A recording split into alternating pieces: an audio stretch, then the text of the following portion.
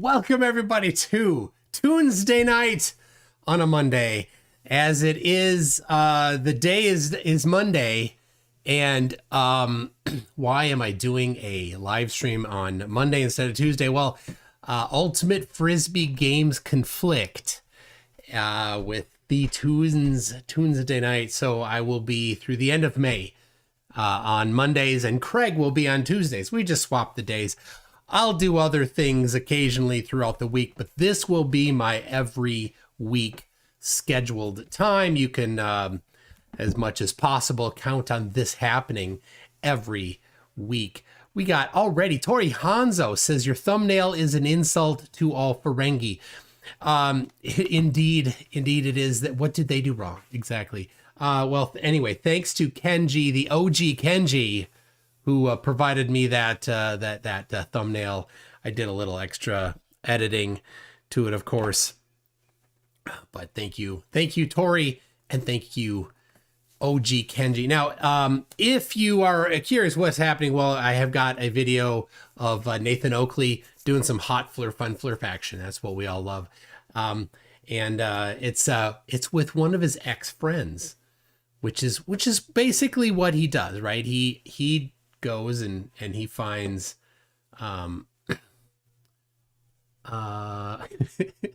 he finds people on his panel that he decides that he hates. They've been faithful people on his channel and they've been good to him, but screw that.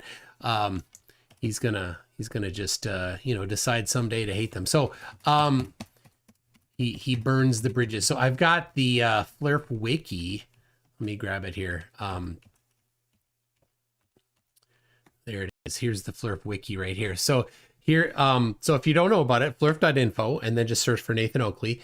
And so this particular one here, if you want, anybody can adopt a Flerf, and you can then choose to be the one that edits the page. Multiple people can adopt it. How do you adopt it? You just create an account, you go in there and you type your name.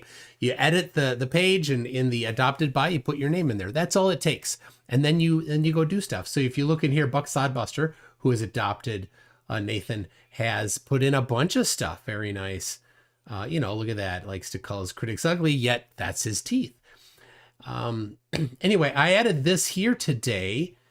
Just real quick. Burned bridges. Oakley's a true horrid monster, as evidenced by the string of former panel members that he's turned on and is in constant fights with, in no particular order. Arwen, Quantum Eraser, Adam Meekin, Broyne, and Flatsoid. There's more. So if any of you want, you can pop in right now and edit that live. So PhD Tony says, let's see here, we got PhD Tony says, greetings MCToon, do you have a note explaining your absence from my video premiere? I hope your family are well. I don't have a note. I'll have to, I don't know. Anyway, I watched that video, loved it. Absolutely fantastic video. If you haven't, everybody, you should absolutely, it's mandatory watching. I gotta sneeze. I didn't quite get it muted in time, though, did I? Okay. So it's finally getting warm, and well, not today, but on Saturday it was warm, and so my wife was outside today, burning a little bit of the branches and twigs and stuff from the yard that have fallen down in the last year. So anyway, here we go. Let's get on to this here. The ironically named Flat Earth Debate, where no debates are allowed, by Nathan Oakley. And here it is. This is I got select chunks that I've found and time stamped. So we're gonna start right here with this one. Make sure I can see so I can know whether or not it plays. So in the pre-show we were talking about Anthony. Okay, you probably heard a little echo. That's because I think it's going out my speaker. There it is. All right. Riley, who's decided that clicking the link below, joining the panel, discussing these things like adults isn't the way he wants to do it. He wants to behave like a chat skanking troll and communicate with me via Neil. I mean, you can make it up. Meanwhile, Anthony Riley, if you need a bit of a refresher or a familiarity check on who this guy is, right? Sleeping warrior. Now, this guy spent, I don't know, months and months and months arguing with a guy specifically called the Rumpus about how far away the ground is alleged to terminate at the edge of a sphere based on mathematics of 1.22 times the square root of the observer's measured height off a flat plane in feet. Well, that would not happen, actually. That could not happen on a flat plane. You cannot get that number without the globe. This 1.22 number, that has, as part of the derivation of it, the radius of the globe. So, Nathan, you're going to need R for that, as you are so fond of saying. So the distance to the sphere edge horizon was of great concern to this man named Anthony Riley.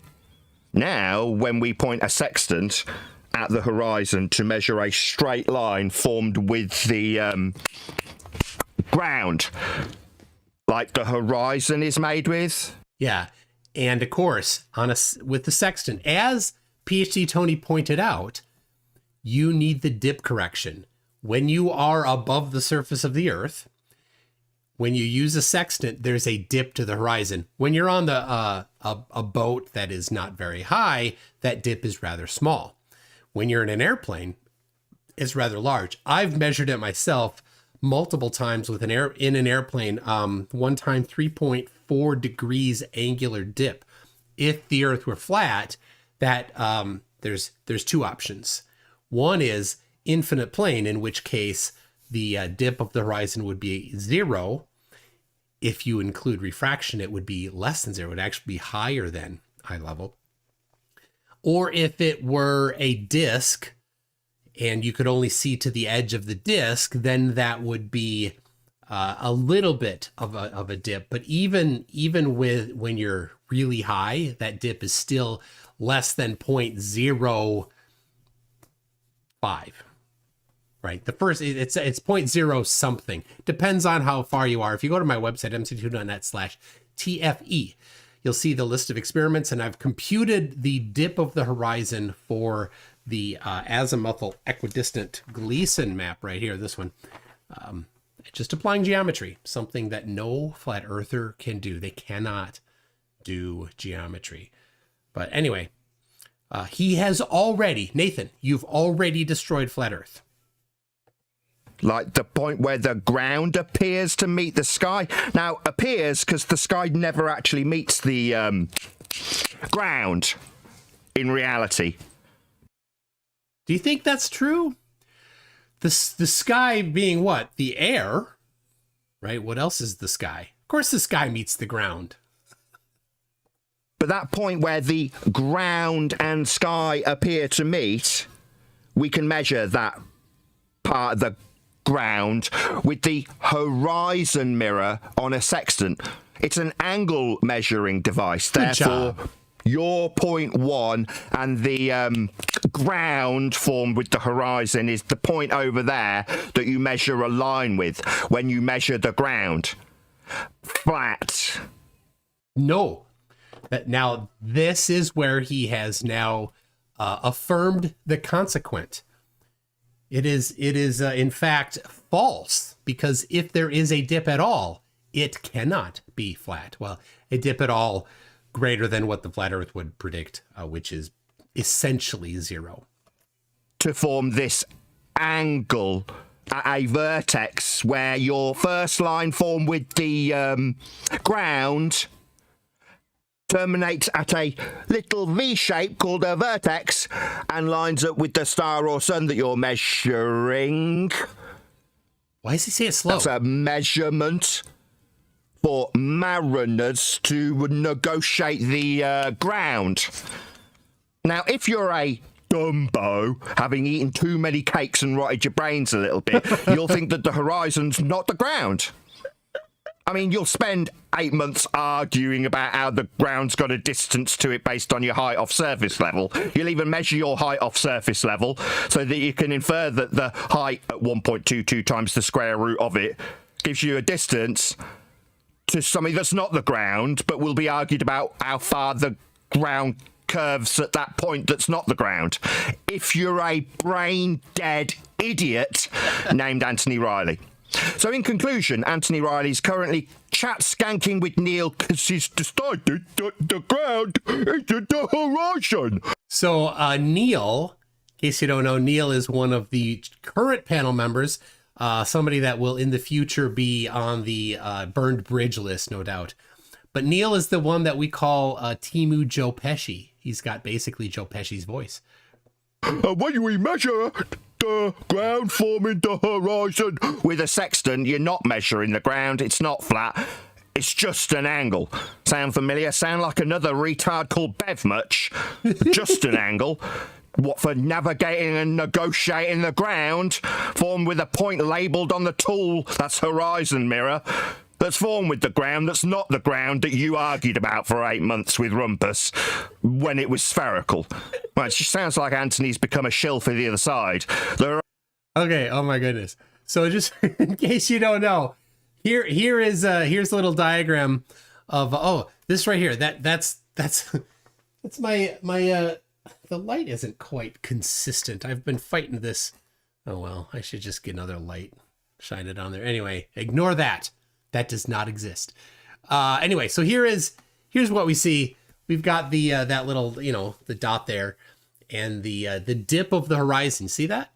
And then up to the star. That's the angle that he's talking about on the globe.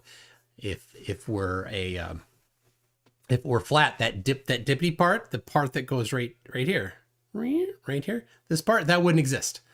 That would not exist if the Earth were flat. So we got that going for us. And that's a nice pause face. Good job, Nathan. Horizon is the ground when it's curving away at 1.22 times the square root of the observer's height in feet, giving us a distance to this not the ground position. All right, well, it was the ground when you were concerned with it, Anthony. To say it isn't the ground now, it just seems like you're a retard. I don't know if you've been dropped on your fucking head since the last time we spoke. Oh no, the last time we spoke you had the same attitude and took the ump with me, like I did something wrong by saying the horizon's the fucking ground. But Anthony says we don't have his permission. Just a rain check reality sandwich for Anthony fucking Riley. Sandwich, something he eats a lot of. The ground doesn't need... Oh my gosh. Need your fucking permission to form a horizon. It is the ground forming it though, you fucking retard. So that was the opening to his show. That was the opening to the show. Oh, lovely. Kango44 says, how do you edit the Flerf wiki? Do you need a login? I want to add kids to burn bridges on Nathan's page. So yes, you do need to, we took away the ability to do anonymous editing because of course the Flerfs got in there right away and we're defacing things. So yeah, you go in there, you can create an account and we put in a couple questions that you will know the answer to. Because another thing we discovered was that if you have Wikimedia sites, that there are then spammers that go in and create accounts. And then they automate all of this stuff. So we put some simple questions on there that you can, to prevent that kind of stuff, right? It takes people that, basically have a little bit of understanding, right? Like what's the internal angles of a triangle, that kind of stuff. Gotta lie to, right? What's that word? If you know that word, then you'll be able to sign up. Anyway, yeah, sign that up and sign up on there, Kango, and definitely add that to the burn bridges. Huge R says, how dare you put this image up when people are eating? Mind you, I never give you a gap in eating, you see, because Huge R says huge. You see that? Anyway, there we go. Biggs TG for €2, £2 says, where can I get the intro song? I'll gladly pay. Send me an email. I'll send it back to you. Or if you're on Discord or Facebook, you can send me a message there, and I'll just give you the link to it. And Facty for 2.79 Monopoly dollars. I mean Canadian dollars. Sorry, it just on my screen it says Monopoly dollars, and I just need to translate. Says AI Nathan is just as stupid as real Nathan. As it should be, yeah. Speaking of Nathans, did you see the debate between Nathan Thompson and Amon, he goes by, right? ADHD debates. Is that what his name is? So anyway, if you saw that, then if you saw it live, you may know that there was a little snafu on there. What was that snafu, you might ask? Well, that snafu was that apparently Nathan was in the middle of actually really, truly in iMovie on his Mac, editing a video. And that video that he was editing was an adult themed video. I don't know why he was editing that, but he was in fact editing that. So, does anybody want that link? Because as you would expect, Modern Day Debate did not want that on their channel, so it was clipped out. But some smart people managed to grab it. Let me get you the link. Hold on, and then you can all have a copy.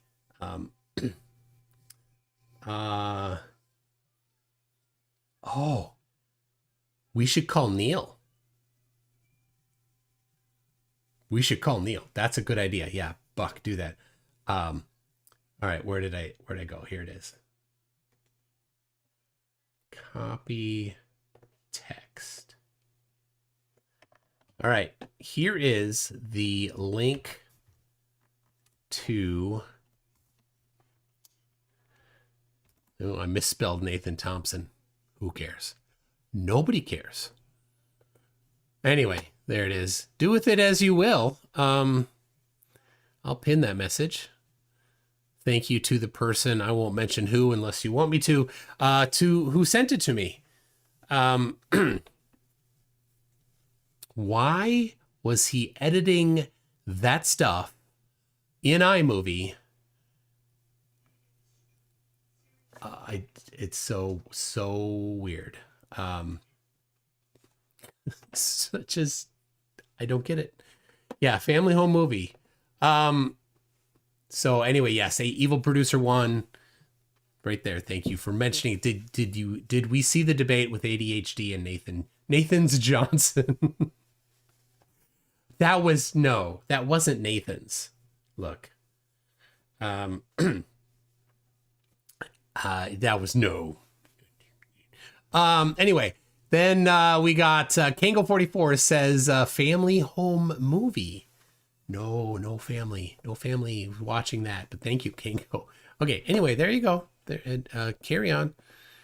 We shall carry on here. Okay, so here's the deal. That's Neil, by the way. That's Neil's voice. I'm going to call him in a minute here.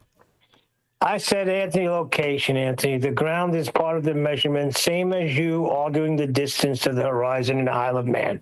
So he says the ground below a line of sight has nothing to do with how far said target is. Atop a mountain. How far? Distance How far? Sorry, nobody mentioned distance. How far? That sounds like a red herring from a spastic. Red herring much? No, nobody's measuring distance with a fucking angle measuring tool, you fat twat. No, nobody said distance. That's a red herring, like you. But you can measure distances with angles. Accused Neil of when we asked him Response, red herring from Anthony. Why were you so concerned with this point that's not the ground when you argued about it at the Isle of Man? Response from Anthony, red herring. Well, like distance that nobody's claiming with a fucking angle measuring tool. Fat brain much? Red herring, you fat twat. No, when we talk about measuring an angle with a point in the distance formed with the fucking ground, we're not talking about the distance measurement, we're talking about the angle measurement with a point labelled horizon on the fucking tool. Marin. He has no clue how any of this works. Sextant, like used by mariners to find their way around on the ground. Earth's measured flat with a sextant. If it's not, then you haven't got 90 degrees. So,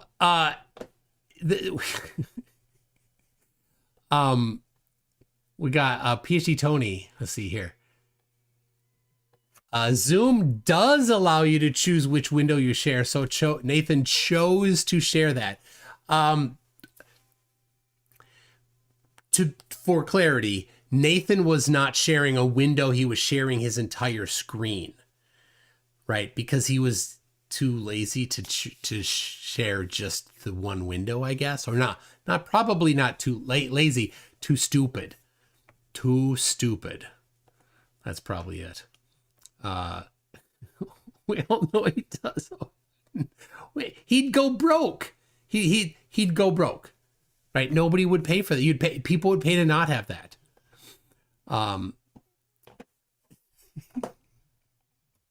That's perpendicularity, also a flat Earth prerequisite to form a triangle to do trig when. Oh, a triangle to do trig. Hey Nathan. When you do when you form a triangle and do trig on the triangle, all three sides of that triangle, all three of them have a length.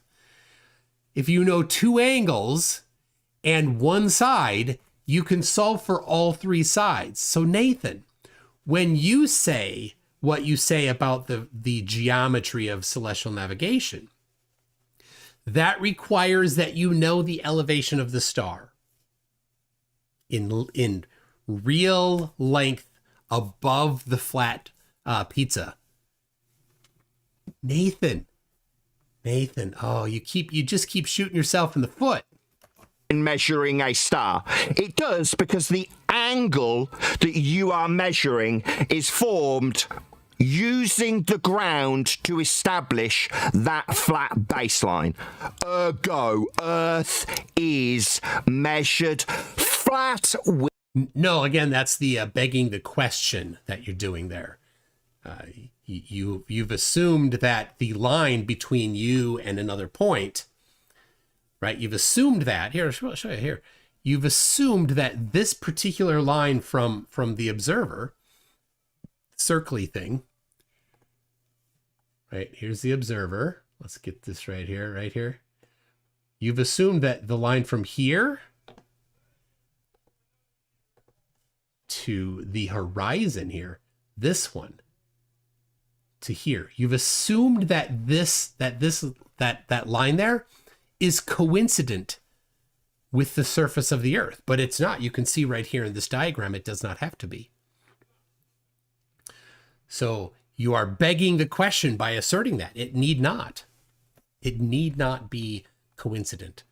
Oh dear, Nathan, this geometry is really simple stuff, like really 5th grade maybe at but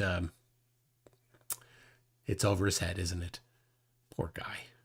With an angle measurement and the ground forms part of the measurement. Now, spoke slowly because I'm pretty sure Anthony's watching and listening about how fat his brain's gotten over the time apart from his last endeavour to tell us the horizon, something he was deeply concerned with. Isn't the ground?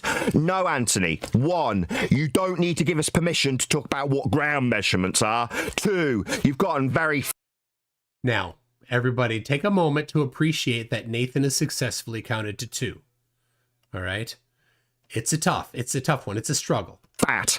3, you're concerned with 3. Wow. What the ground is forming with a horizon seems to have changed recently, making you seem contradictory and stupid. Oh, Nathan, you're the stupid, of course. You're the one that says that celestial navigation works on flat Earth, but can't do celestial navigation. You're the one. You're the stupid one. Okay, dum-dum. All right, here's his problem, Nathan. Here's his problem. I figured it out what he's doing wrong. He said, that is why I left. The same way that a thermometer measures temperature only. Can you stop? Has nothing. Stop. This sounds like a fat man using a red herring. Temperature? Yeah. So do you think they measure temperature? Oh, it's a red herring from a fatty. No, it's not like when we measure temperature. That's just a fat man mistaking a thermometer with a sextant. Now, if we stay on track with this fat cunt, we'll get to the point where he understands and appreciates how stupid he's been. Either the horizon wasn't the ground when he argued. Nathan is talking about the guy that was his main guy for years. That's who he's talking about. Consistently see about its distance with an Earth curve maths that uses surface level also. It's right there labelled. Earth's measured flat in Earth curve maths, Anthony. You're just slow. No, it's not. Never.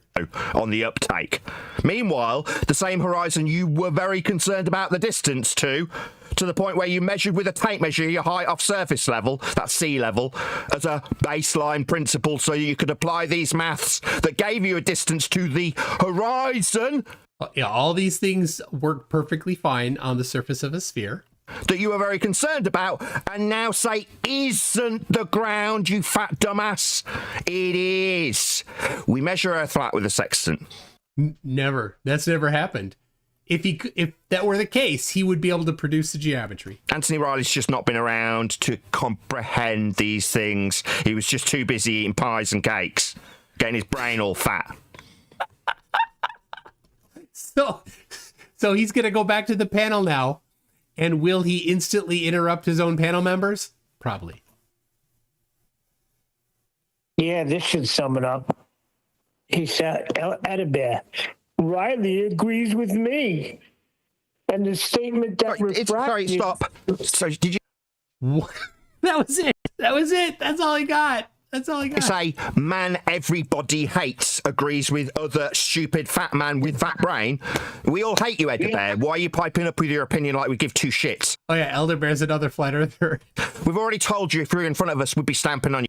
Add Elder Bear and Bev to the list of people he's burned. Your face, because we've told you repeatedly, we don't like you.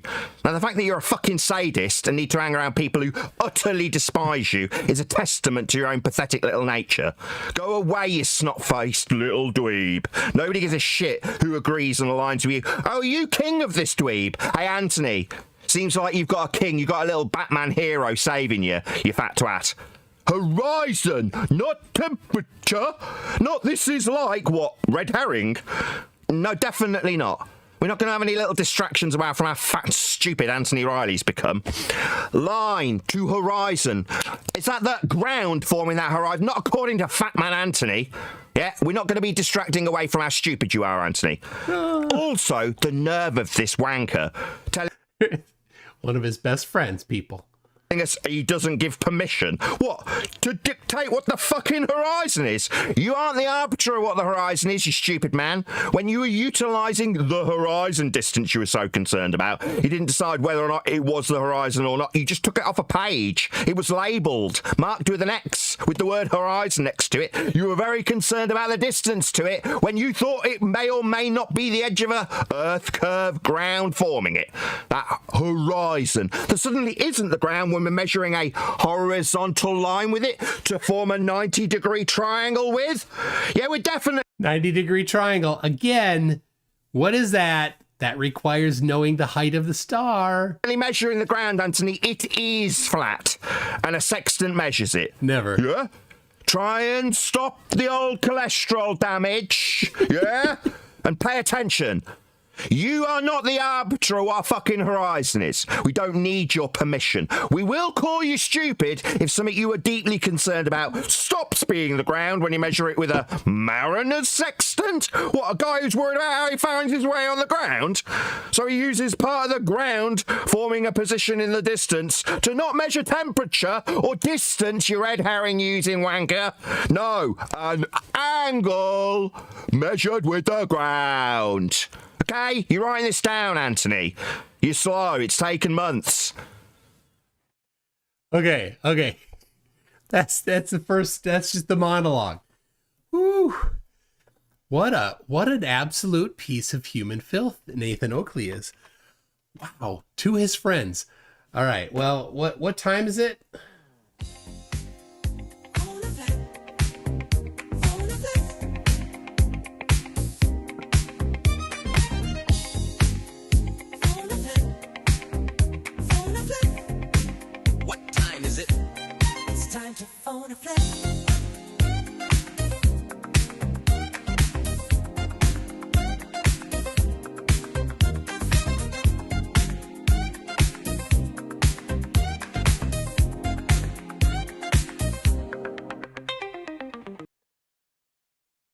Oh, I can't wait for the book to come out. Anyway, this is Phone a Flerf. Your call has been forwarded to voice. It went straight to voicemail. Oh, come on. I'm calling Timu, Joe Pesci. Your call has been So Buck Sodbuster says I got to call a couple times because he won't answer the first time. But it went straight to voicemail. So what does that mean? Does that mean that like he didn't even hear it ring, right? I don't think. Neil? Hello, Neil. Neil, how you doing? Who is this? This is MCToon, your best friend. How you doing? Oh, he accidentally hung up on me.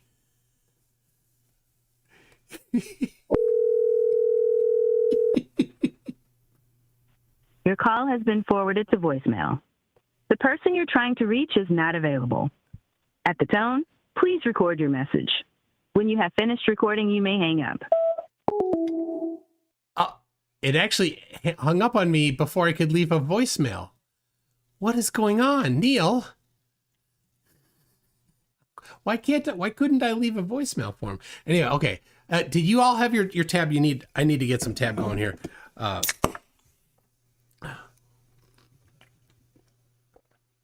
right, let me try again. I'm calling again. So I don't know what's wrong. Was he accidentally hung Your up? call has been forwarded. I don't know how that happened. I'll send him a message. Let's see here. Let's see. I think you... Do you think you'll be able to pronounce accidentally? I think you accidentally hung up on me. This is your best friend, MCToon. There you go. Sent. All right.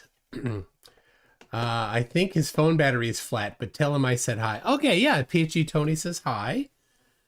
Got it.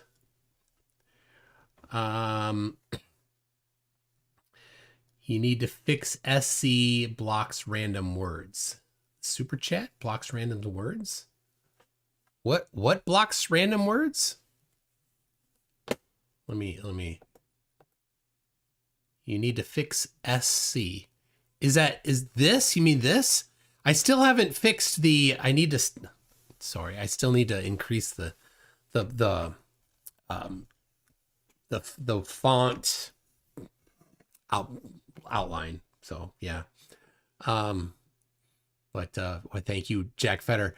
Let's see. Inquisitive Infidel says flerfs struggle with abstract, including implied lines that don't correspond to a physical object. It's almost like there's no space in their heads. Very true. Greenspan says, did you see Nathan Thompson post corn in his last MDD showing? In fact, I did. The link to the section of the video where he shared that is pinned. So you can see it right up here at the top, but it's off screen here, but you can see it up there. If you want to see the video, it was removed from the live broadcast because, of course, Modern Day Debate doesn't want that on there. Thanks, Nathan. Thanks, Nathan, for doing that to Modern Day Debate, because you put his channel at risk for that kind of stuff, Nathan. You're a horrible person. We got Alyssum says, love from Oz. Looking forward to watching this in 2x speed later. Also, we need odd flavored chips to return to this channel. Hail the ketchup chip. Oh my gosh, I did not like the ketchup chip. But you know, I don't even want.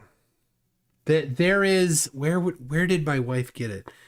They somewhere in vacation, they have cotton candy that has unusual flavors. And I can tell you from experience that pizza flavored cotton candy does not taste like pizza, and it does not taste good. And even worse than that is pickle flavored cotton candy. It is one of the worst things ever. Just terrible. I don't know why. Why did they make it? Anyway, what we should do is we should bring that back to the channel here where I don't eat that stuff. Evil Producer One says for $5, Nathan's Johnson editing prawn is so Christian of him. Yeah, you know, hey, people do what people do, but he likes to be so pious, ever so pious. You'll see in the Bible where Jesus actually was basically spent a large portion of his time attacking the people that were super pious and hyper religious, like Nathan is. Evil Producer One says, this is the best. Did Wangzoid cry after watching Nathan Thompson's debate? Oh my gosh. Oh, that's perfect. Yeah, Jackson, the pickled flavored cotton candy is terrible. I don't know. There's no pick. You don't taste pickle at all. You just taste horrible. That's it. It's just, there's nothing there except for horrible. Anyway, yeah, I think it's a wank, so I did. Then we got SC blocks what I routinely send in Crunk. Oh, so things you send to the Crunk debunk is blocked by Super Chat? The Super Chats that you send to Crunk? So YouTube has some filters that they apply to the Super Chat text. It may be a little different than the filters that they apply to the regular text. So I would say, you know, you just gotta be a little creative and spell things funny, you know. That's a good way to do it. Okay. All right. Well, let's see. I sent the I gotta get that off of there. I sent the text to Timu Joe Pesci and no answer at all. And then we got one more came in from Clem. Says, making Nathan a Ferengi actually made a real Ferengis more attractive. Damn you. Thank you to OG Kenji for that Ferengi picture. All right. Well, I don't know why he accidentally hung up on me. That makes no sense at all. Why would he do that? Joe Neil, obviously that had to be a mistake. Maybe he's got some stuff he's working on or whatever. All right, we're gonna jump ahead to 1519. There we go. Here comes the SmackDown. Another excellent pause face here. And how's that book that I'm going to be getting 90% of, by the way, Brian, about housekeeping that you were writing, that you stole? Yeah? All of them would have their hands cut off, Anthony. But you're in good company like solicitors like to be in. Yeah? defence of scumbags and thieves. So you're right at home with these men who should have their hands chopped off for thieving from me, yeah? Meanwhile, that would be my little temporary red herring. A little thing for Anthony to run along away over there towards men who steal from other men when they're offering help. To poverty-stricken men, that's me. Oh, poverty-stricken Nathan. He spent 10, 11 years lying to people on the internet. And he's poverty-stricken, as it should be. Nathan, I sincerely hope that you fail in all of your endeavors on flat earth-related things on the internet. I sincerely hope that. Fail quickly so that you can maybe move on to something more productive. And also so that perhaps your wife can realize that it's time to get the hell out of there with the kids so that they don't get abused anymore. You know. Now, Anthony's aligned with these thieves. Therefore, anything's up for debate. No, Anthony, you're not the arbiter. If you were paying more attention, you'd realise that. You don't have a say in what the horizon is. Hope that's clear. Oh, are you still going to have one? I don't think you get it, fat man. No one gives a flying fuck what you say about the horizon. They're just words from a man who aligns with thieves. That's all they are. Words. In case you don't know, Nathan has been writing a book for who knows how long. A couple people started to help, and they were asking, hey, you know what, with all this effort we've been putting in, how about you, cut us in on some of the deal? Instead, he just burned those bridges, burned them hard, and hates everybody that basically helped him write a whole bunch of the book. So, and so apparently, Sleeping Warrior has sided with the people that helped write the book, and have said that Nathan should pay for part of it. And I don't know if it's possible to have a pause face of Nathan Oakley that doesn't make him look stupid. I think his face just always looks stupid. There's another pause face. Wow, it's gross. Meanwhile, the horizon is formed with the ground. That's what it is. Don't like it, don't care. Meanwhile, very useful that you should come along at such an opportune moment when I just finish my book, All Roads Lead to a Flat Earth. Yeah? It's got a catchy title, like might become... So this, another pause face. Now, he's got it left to right mirrored. I don't know why I don't like that. I dislike the left to right mirror. You can see, here, I'll hold up a book. Look, here, hold on. Air navigation. Look what's on it. A globe. That's because in order to do navigation, it requires a globe. Anyway, so here is a measured flat.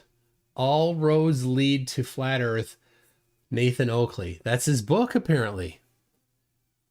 I'm sure it'll sell like 1 or 2 copies, since everybody hates him except for the 3 or 4 people left on the panel.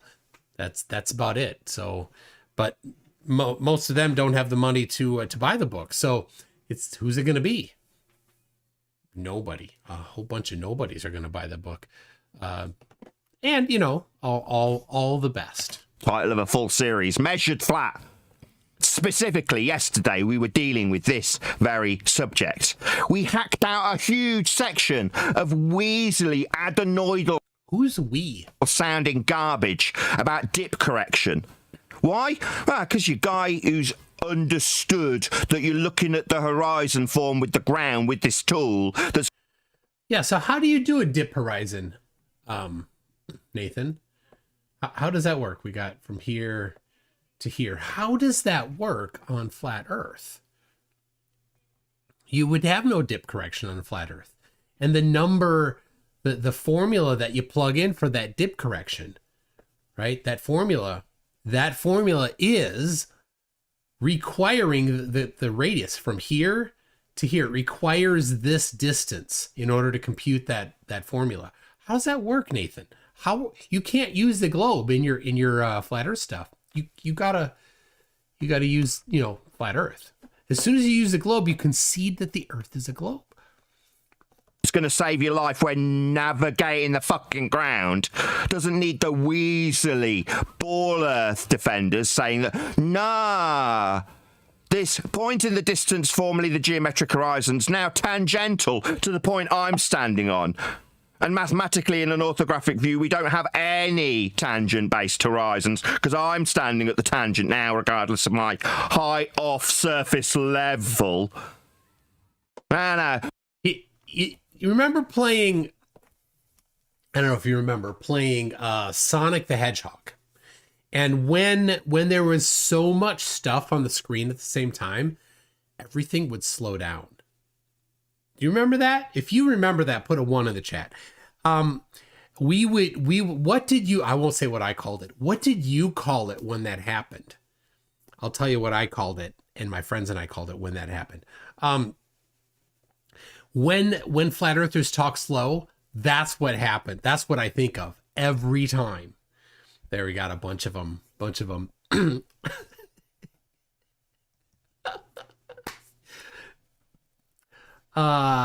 So now thrashing, lag, nah, overload, no.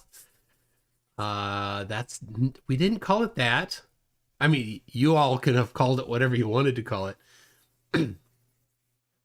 Tori Hansel says, I love this. He's obviously having seizures. Bogging. That's a good one. Charles says, I Googled it. Can't find his book anywhere. But what he held up looks like a box. So that could be that he just printed out something and stuck it to a box. Because as far as I know, it hasn't been printed yet. And I think we'll find out. I think it's like this is just another revision of it. So glitching, crashing, bottleneck. We called it too much graphic traffic. That's what we called it.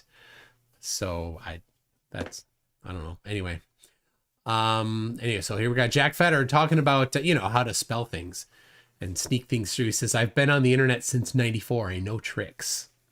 Oh yeah. Andy 5 says Australia's Karen loves censorship. She is just a chick with a grudge against free speech. How could that ever go wrong? You can have Julie back. I don't know what that means. Is this a haiku? Is this a riddle? Who's Julie? Who's Karen? Is Karen an Australian that does content that just hates free speech? I don't know. Is it a politician? This means nothing to me, Andy 5. I need a lot more context. Okay. If you can clarify, I would love some clarity. We got the rabbits. 317 says, don't feel bad. He probably hung up on you since he was performing science in the bathroom. You know how dedicated to science flatologists are. I can't believe he hung up on me on accident. Let's try again. I'm sure it was unintentional. He didn't mean to. He wants to talk to me. I was being so nice to him too. Oh, it's ringing. Didn't go straight to voicemail. Your call has been forwarded to voicemail. The person you're trying to reach is not available. At the tone, please record your message. When you have finished recording, you may hang up. Hey, Neil. Hey, I think you accidentally hung up on me. Anyway, just give me a call back. We'll chat. Just looking forward to talking to you. You got my number on caller ID there. Be sure to save it so that when I call again, you'll know it's me and we can chit chat. All right. Love you. Bye. There we go. I got a voicemail in. I don't know why it took so long. Okay. Andy 5 came back with Twitter's speech monitor before X. Julie Rant. Twitter's speech monitor before X. Julie Rant. I don't know if that helps me. Oh, it's Peachy Tony. I forgot to say to Neil that you said hi. Well, when he calls back, I'm sure he will. I'll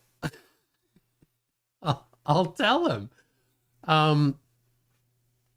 So Andy 5, this did not help. You, I didn't skip your screen span.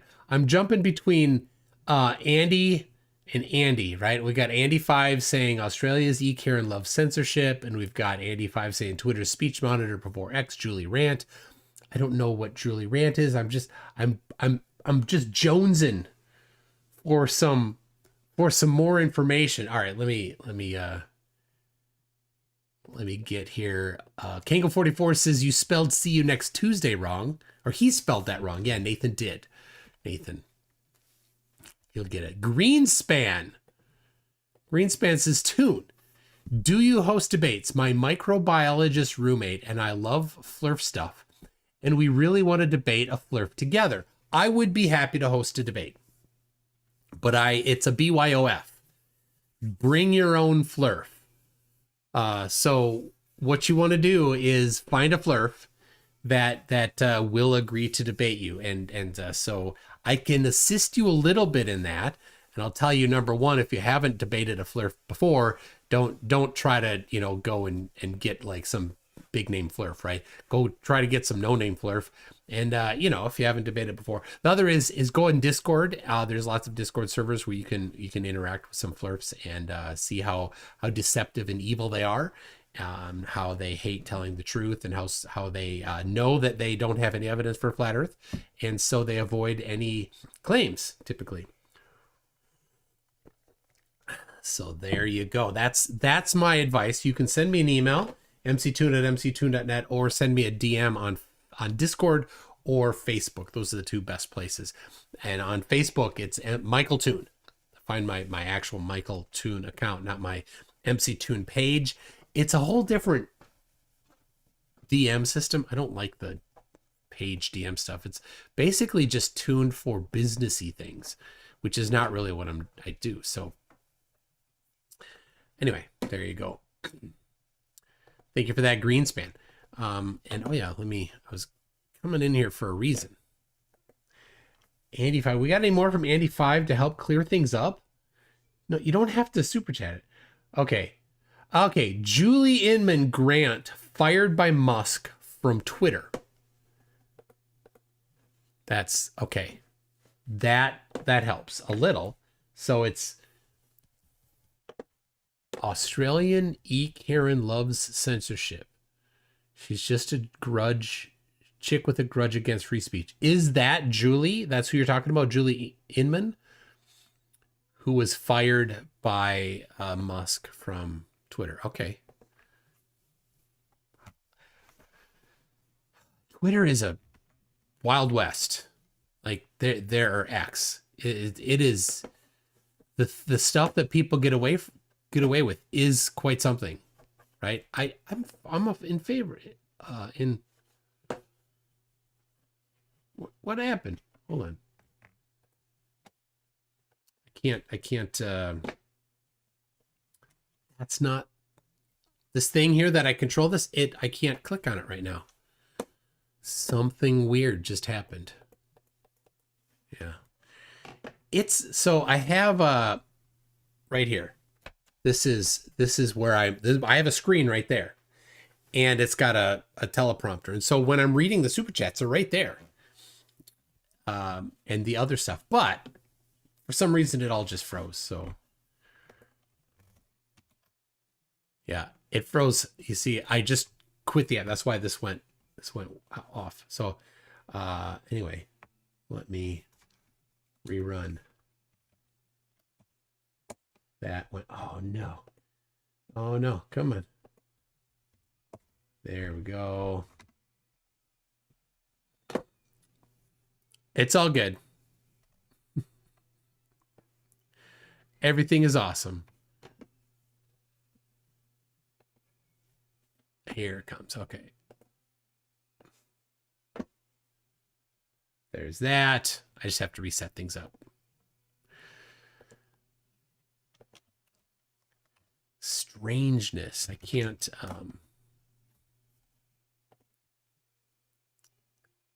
coming. It's coming.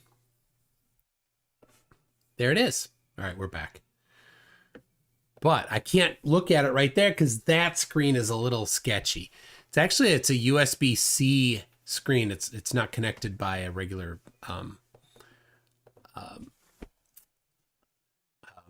video cable. It's a USB-C cable, which you might think is a regular video cable, but it's not. One thing that I never thought was something that you should have is to know is stupid knowledge. So what I mean by that, right? This is a USB-C cable right here. It's this to me, to everybody who doesn't, right?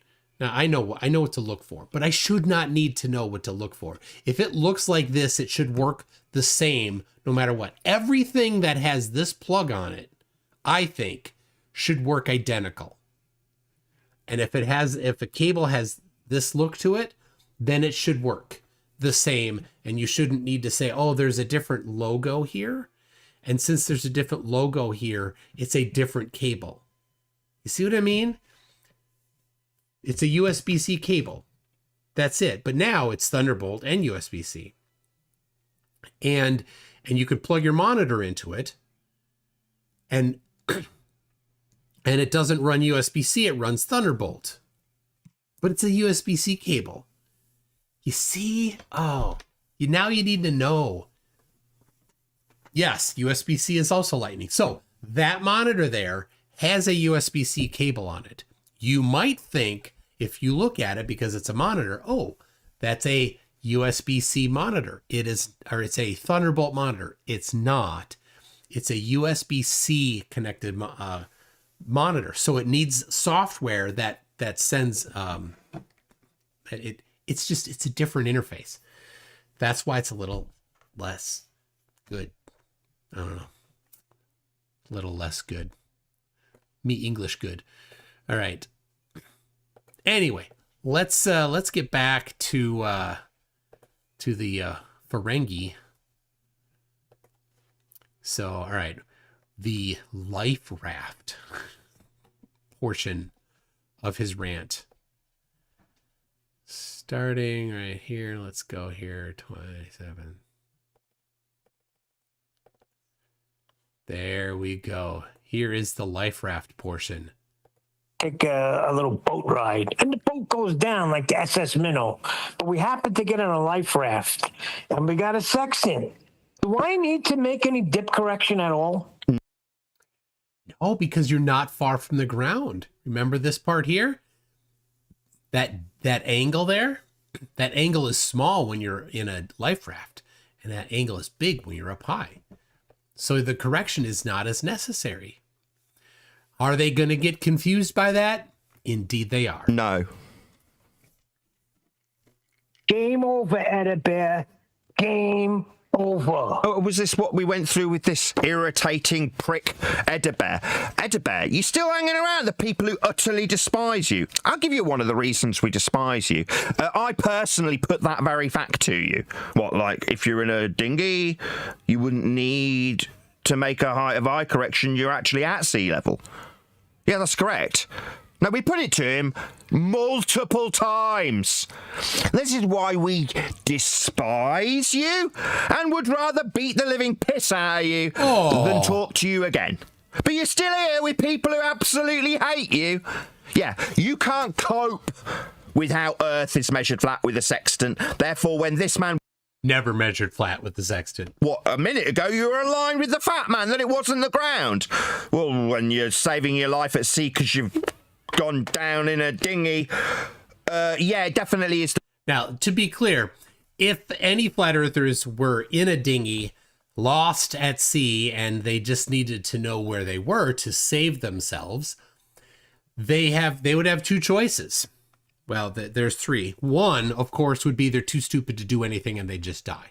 Number two, they would attempt to use flat Earth to do celestial navigation, in which case they would not know where they were and they would die. And number three, they would attempt to use the globe to do flat Earth or to do celestial navigation. But again, most likely they're too stupid to do that, so they'd die. But if somehow they were able to phone a friend and have that friend tell them, walk them through doing celestial navigation using the globe, well, then they could get their position. That's it. That's what it would take. But no flat earther has ever done celestial navigation using flat earth. The ground that you're measuring. No height of eye is needed if you are actually at the sea level. Why would you correct for your height above the sea level if you're at sea level? You wouldn't. Yeah, you wouldn't. It's not necessary. On a globe, you when wouldn't. You're bobbing around in a... Yeah, on a globe, you wouldn't. Oops. You wouldn't. It's not necessary when you're bobbing around in a giant life raft, which is very much when people tend to need sextants. Yeah? When they're lost and might die. No, it's like this is very different to a fat man arguing with a faceless troll called Rumpus about the distance to the not ground or something. I don't know. Maybe it's... So Rumpus is a glober who's very talkative, who I haven't seen around for a little while. Very smart guy, but he would use 100 words where 10 would do. But there was no ambiguity when he was done talking. Anyway, Nathan and Sleeping Warrior and Rumpus spoke at length years ago. It's a red herring. It's not Anthony, it's just you being demonstrated stupid, by the way. In case my sarcasm's lost. Dunning-Kruger, right? Gotta know what you don't know to know you don't know it. Okay, so I see here we've got this appropriately named Dick. Dick W4 says, I said I want the physics. The math is useless. Now, there's very little physics you can do without math. So if you can't handle math and you want physics, you actually don't want physics. And Dick W4, I do understand. Is that Dick Wayne? I do understand why you would struggle with that, but in reality, there is no physics, useful physics without math. But you did say earlier, I saw this come through. I want to see the physical model, not read about the math model. Of course, you don't want to read because you will fall asleep. But here is the physical model. This is a physical model of the Earth. It is correctly to scale. This is an educational globe. I bought it off Amazon under the moniker of educational globe. So it is accurate to scale. It's got something that no flat Earth map has on it. It has a legend, so we know distances. So what we can do here, which we can't do on any flat Earth map, is we could take a string or a tape measure, like my wife has one of those flexible tape measures, and then you could measure a distance across the surface here, right? And then go to the legend here and say, well, I measured, 4 centimeters. How many kilometers is 4 centimeters on here? And you would know. And then you could actually know, well, for example, what is the distance between, let me see if I can do it. I'm mirrored here. Sydney and Perth. How am I doing? Australians, how am I doing? Right? Now, I can do that on here using the scale provided on here. You know what no flat earther can do? Use a scaled map of flat Earth to get the distance between Sydney and Santiago. Or sorry, Sydney and Perth. Much less Sydney and Santiago. But anyway, this is the physical model of the Earth. And it works every time. So it is Dick Wayne. Your chat's frozen on the screen. Oh, no, it's not. Oh, it was because I had scrolled up. Yep. PhD Tony says that is Dick Wayne, but I do like his infantile I want tantrum when your children grow. When did your children grow out of that? Yeah, for the most part, my kids were out of the I want stomping and demanding thing by about 4 or 5 years old. Maybe I don't know, maybe younger than that. Right. Now, but part of it, I suppose, is any time that they got like that, demanding that they want things and all that, we would just kind of laugh and like, no, you're not going to get that. Right. And we just laughed at that. Probing Time says, I've got a confusing one that came out with a little radio/audio reader thingy, USB-A to USB-C, and a 3.5 millimeter audio splitting off. I don't know. That's the problem. Like, it's probably just USB-C. It's got USB-A too, but I don't know. I never liked that. I never liked the, I don't know. It's been a thing for me for a long time that if you should not need to have special knowledge about something in order for things to work. You should be able to rummage through your drawer, find any cable that has this end on it, and plug it in between two devices that have those ports. And it should work 100%. And if we're like, oh, we want to make a new one. Okay, I get that.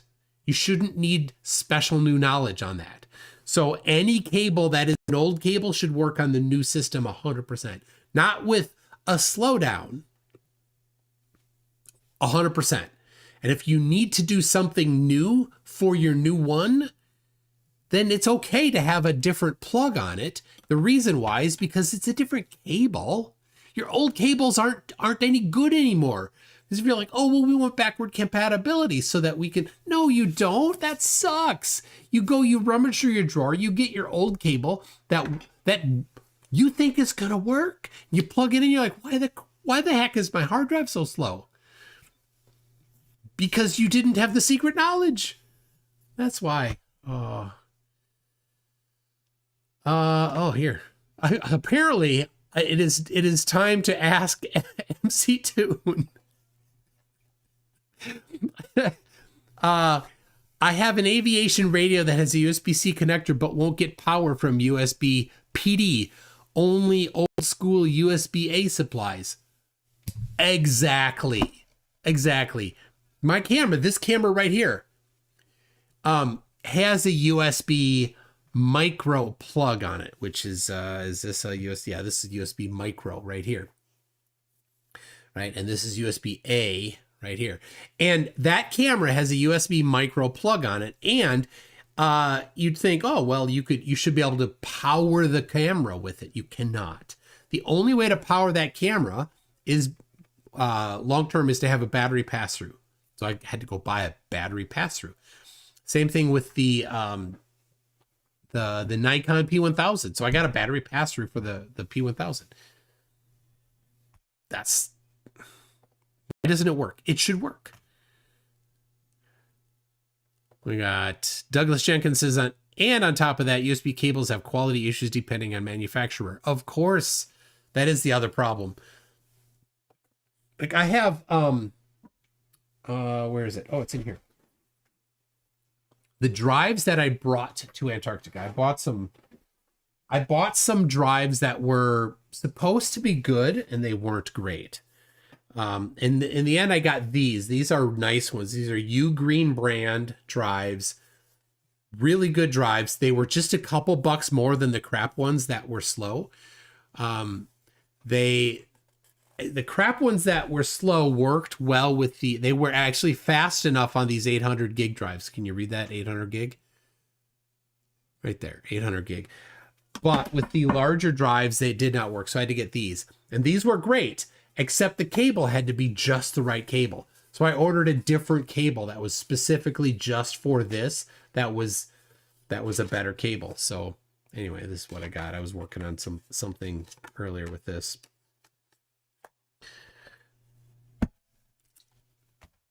Yep. Pain in the butt. And then if it's not a Thunderbolt 4, 3 or 4 or 5 cable, then doesn't matter. Like it'll roll back. Yeah, it'll work. You'll think that it's going to be awesome, but it won't. It won't be awesome. And then you're going to spend forever trying to debug. Hey, why isn't this awesome? It's supposed to be awesome because new USB-C Thunderbolt 17. Whatever. Meanwhile, very shortly, you as an audience member will be able to purchase All Roads Lead to a Flat Earth by Nathan Oakley, where it discusses this very subject in a chapter called Is There Any Evidence That You Can Acquire an Elevation Angle Measurement from a Curved Baseline? Well, the curved baseline would be something Anthony was concerned about when he was alleging the distance to it. The horizon, that is, and how far it was. It was of great concern to him that where this ground point was and how far. So, yeah, if you're measuring a elevation, that's from the ground. Angle, that's a measurement. With a Mariner sextant with its horizon mirror, then you measured the ground flat. You did not. You measured a straight line between 2 points. It doesn't tell you anything about the ground. So you don't die in this boat that we've hypothetically put ourselves in. No higher eye correction needed, obviously. You're not up the mast. The boat's gone down to the bottom of the ocean. You're bobbing around right in the sea. You're sometimes below sea level with that raft and your weight dipping you into it with the buoyancy of the sides higher than you. I mean, I don't know if there's a negative correction. Meanwhile, you're going to look out for that horizon as you're bobbing around, hoping you don't die, because you need to find where the fuck you are on the ground. It's the ocean. There's no ground. What's that? Oh, you remember a fat solicitor saying, this doesn't measure the ground. Maybe if Anthony was in this dinghy, he'd be throwing it over the sides, telling you it doesn't measure the Just remember, no flat earther would survive this. They would 100% die. ground. Yeah? Well, everybody jumped on him and beat the ever-living shit out of him for dooming them all. Because why? If you put a flat earther in charge of celestial navigation, that's what would happen. The whole crew would do that, yeah. This fat man thought he wasn't going to measure the ground. Oh, really? What are we measuring? Are we measuring the Scotch mist we need to find where the fuck we are on? No, definitely not measuring dirty measuring the fucking ground. I don't know what he's even talking about. Well, it's the same thing like when Refracted was here that day and he brought up the dinghy. They refused to answer. Oh, no, they did answer. I remember Edit Bear saying... Oh, he said... So Neil was just talking about refracted. That's refracted curvature. Another person that he has burned bridges with. So has anybody... let's see. Has anybody updated the Flerf wiki? I'm going to check here. Flerf wiki, Oakley. We'll see if the page has been updated. No, hey, people, you can go edit that. You can. Buck Sidebuster, if you're here, you can go edit it. Anybody else, go edit. You got Bev, Elder Bear, refracted curvature. You can be adding. I mean, I'll add it later if you guys don't want to. But and his kids. Saying nobody's on a life raft. That's the only place you're going to do it from if your ship goes down. But Let's just put this into a real life scenario. Everybody's shitting their pants. They're bobbing around. Oh my God, what are we going to do? Oh, what say you, Edda Bear? Nobody's ever in a life raft. You dumb fuck. You would kill everybody. That's why we hate you. Nathan, you would too. Every flat earther would. Yeah, you in this hypothetical scenario, Edda Bear, would have killed. At least the flat earthers would have something to drink. Us all. Yeah? No, there's no need to worry about how much of the ground we measure at the horizon with this tool that will save our life if we can chart our fucking position as we bob around near death in the ocean. But this man says lifeboats don't exist. Everybody would just grab you by the scruff of your neck and beat the piss out of you for potentially dooming everybody. Let you know exactly where you need to be in the pecking order right at that moment. And that is what these people experience societally, where they're put in their pecking order place socially. Here online, they can pretend there's something else. Boy, this is some pretty hard projection here right now from Oakley. Right? To be clear, Nathan in a lost at sea scenario would never find his spot. He would never figure out where he was. Can't do it. When they say nobody's ever in a lifeboat, sorry, why the fuck would they exist? What, to save people's lives? Yeah, well, they're not much use if you can't find your way home. if you don't know where the hell you are, and you're just relying on somebody happening to go past just by chance. No, most people concern themselves with getting home and want to know where the fuck they are. That's what most people want to do if they want to find their way towards the land that is definitely going to be saving their life. Oh, sorry, my bad. I forgot a fat man said this has nothing to do with the ground. That we want to find our way home to? Oh, my goodness. Well, Nathan, let's see here. I have this challenge. It's on pause right now. I paused it because I had to use the money elsewhere. But if somebody, I have it. If somebody wants to do it, I'm happy to do it. But anyway, Nathan, specifically for you, Nathan Oakley, right here. This is the challenge. Use flat Earth only to get the position right here. See that? Read the whole thing, right? The official rules are here. Read the whole thing. Here's the observer, the measurements, right? We've got Regulus, Arcturus, and W right there. Those are the angles, right? Now you can't use the radius of the globe in this. You can't. If you use the radius of the globe, you lose. You declare that the Earth is a globe. But anyway, go ahead. Go ahead, Nathan. Show how you get this. How do you do that? You can't use R because you're going to need R for R.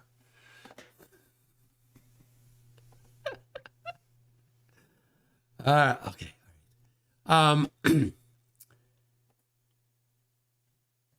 Let's see here where to go. All right. That's the end of that portion there. Now he's going to go on man, he keeps going on Elder Bear. So give me a second here. 4119.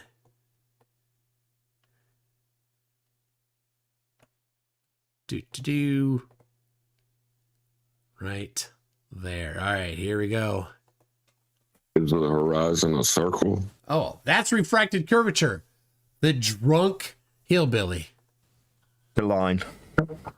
Horizon's a line. Where are they getting this shit from? Are people that stupid?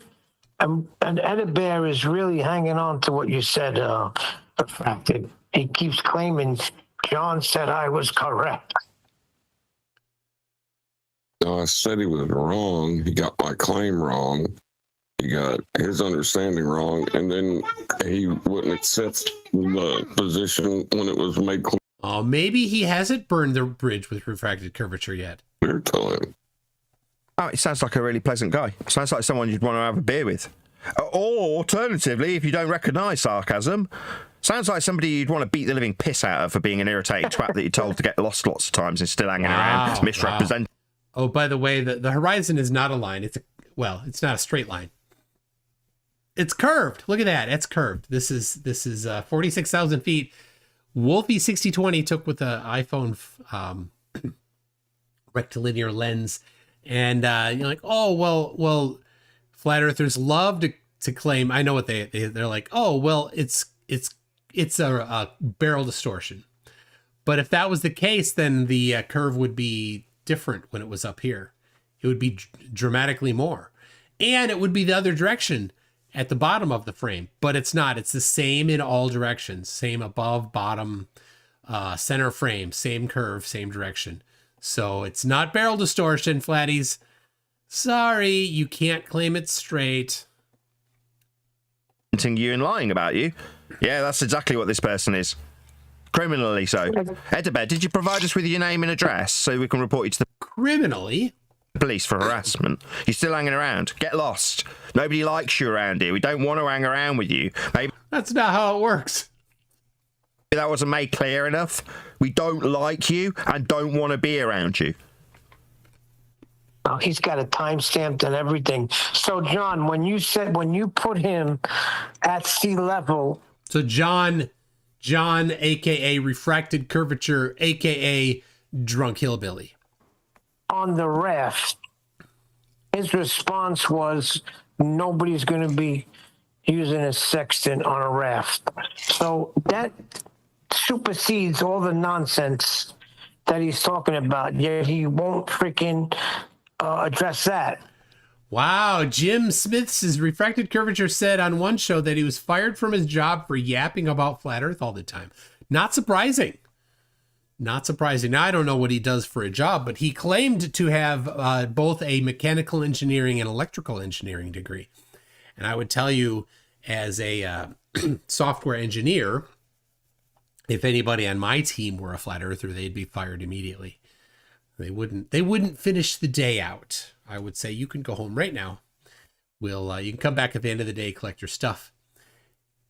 And we will go into, we're going to review all of your commits into Git and double check everything. Because if you're a flat earther, you cannot do math.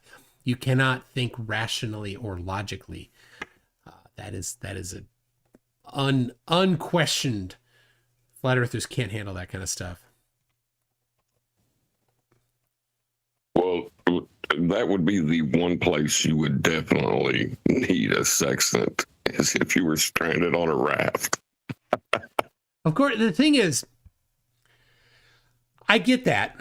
It's a little bit contrived, though, because if you're on a raft, conceptually, you can't. How do you steer? How do you get yourself around? Right. The raft is a bit of a unfair, or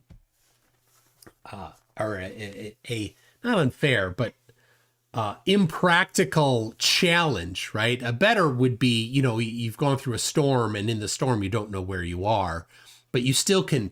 You're in a vessel where you can steer.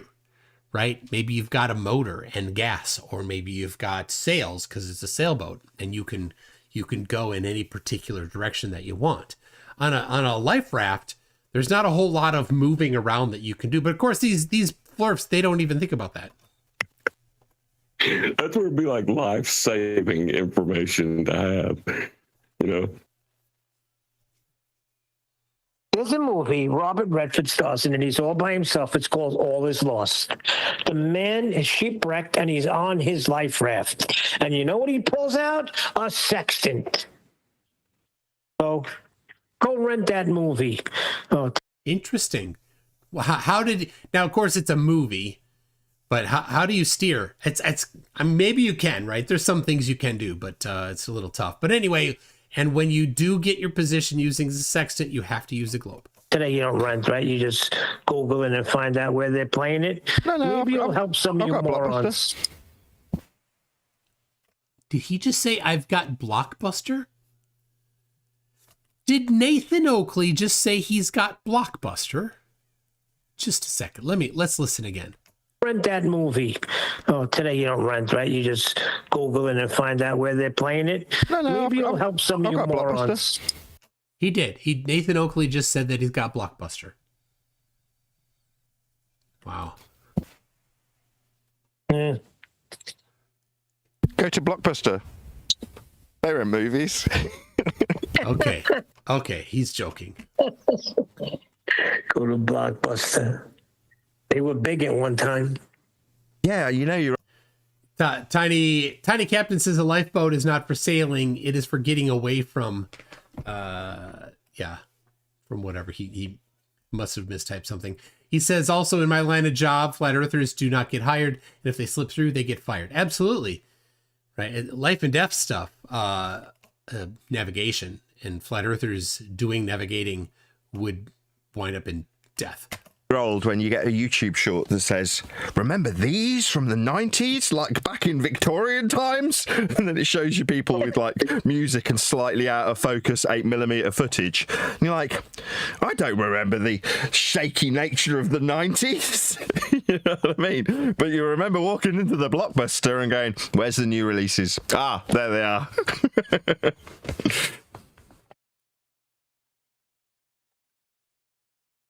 No, I get play the clip. We'll see who's lying. The clip means nothing. Refracted put you on a raft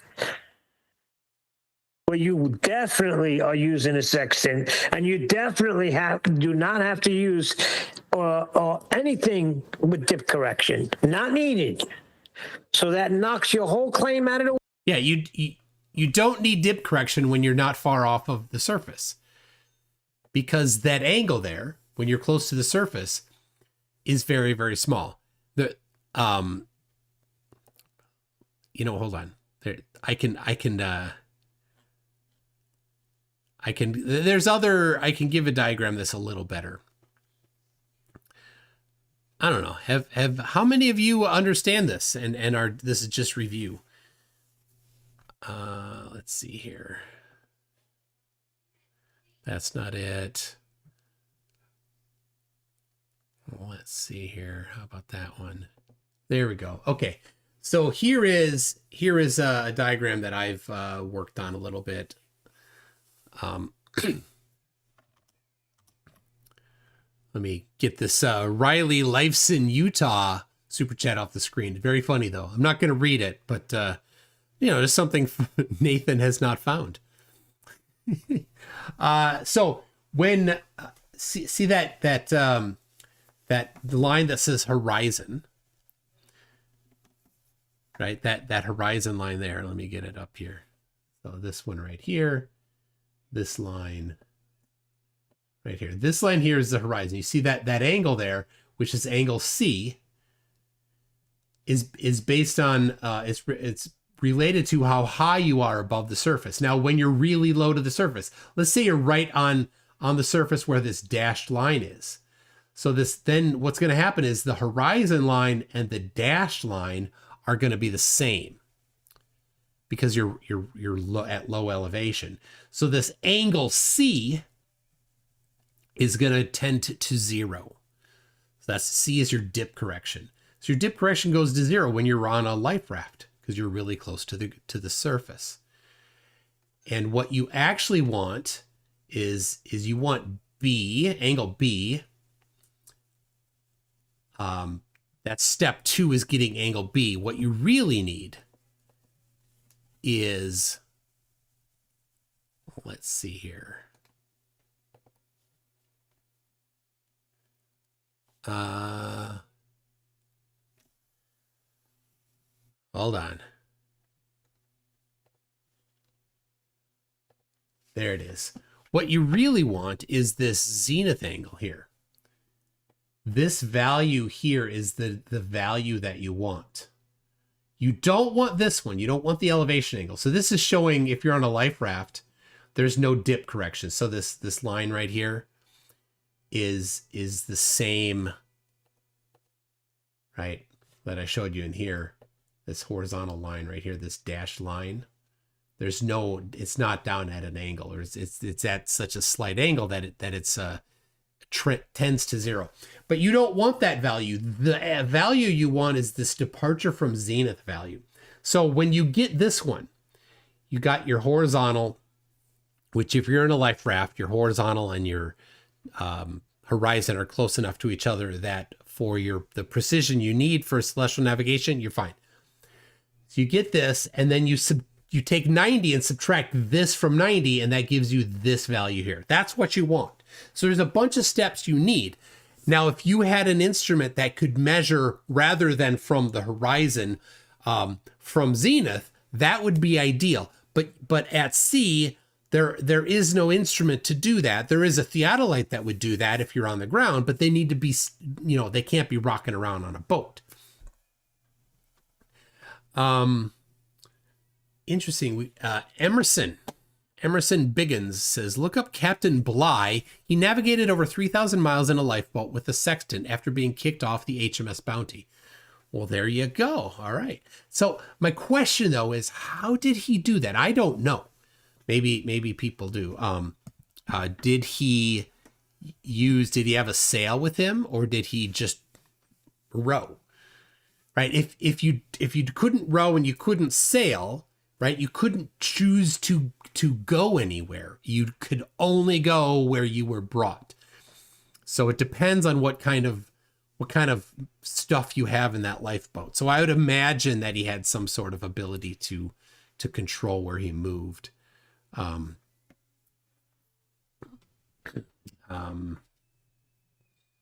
See if Emerson has anybody has any more, because I don't know. I've heard Captain Bligh before, but I don't know if that's how he did it. But interesting to hear that. I'll take your word on it, of course. So, all right. What, Eddie Bear? Now I'm done talking to you. We've entertained the audience. Yeah, with 10 minutes to go.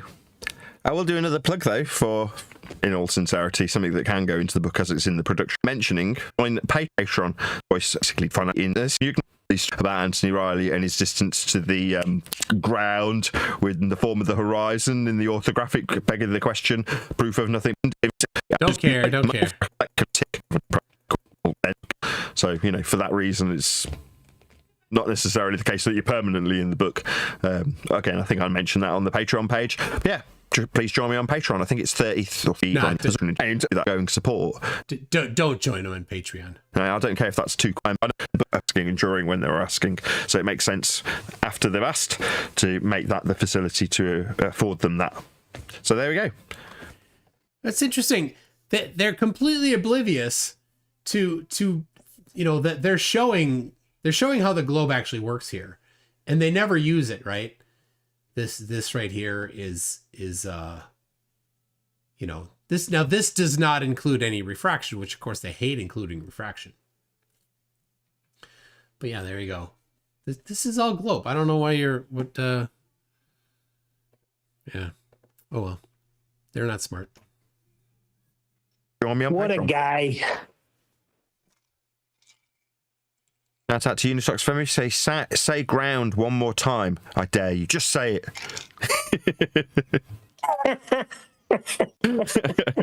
That's a Samuel L. Jackson. Say ground. Talking about. He knows that when you brought up. Now this is the quantum eraser. This duck thing here. That's quantum eraser. Somebody that he's burned bridges with. Being eye level on the sea. Oh, Big Fish V10 says Bly was in a 23-foot long open boat. That's okay. That's hardly a life raft. So whatever they're talking about a life raft, like a dinghy, right? That they keep talking about this dinghy life raft thing. Right now, Captain Bly, if he was in a 23-foot long open boat, that sounds a little different than a dinghy. So I would imagine he had some sort of sail. And PG Tony says, I think Bly had oars and a sail, and his logs survived. So we have his calculations. Well, there you go. That would be interesting to look at because, of course, it would show 100%. I'd bet everything I own on this. 100% he used the globe to determine his position. In a raft that dip correction is not needed.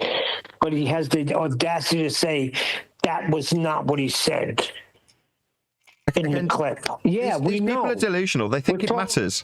So your words are inconsequential, right? What are we doing here?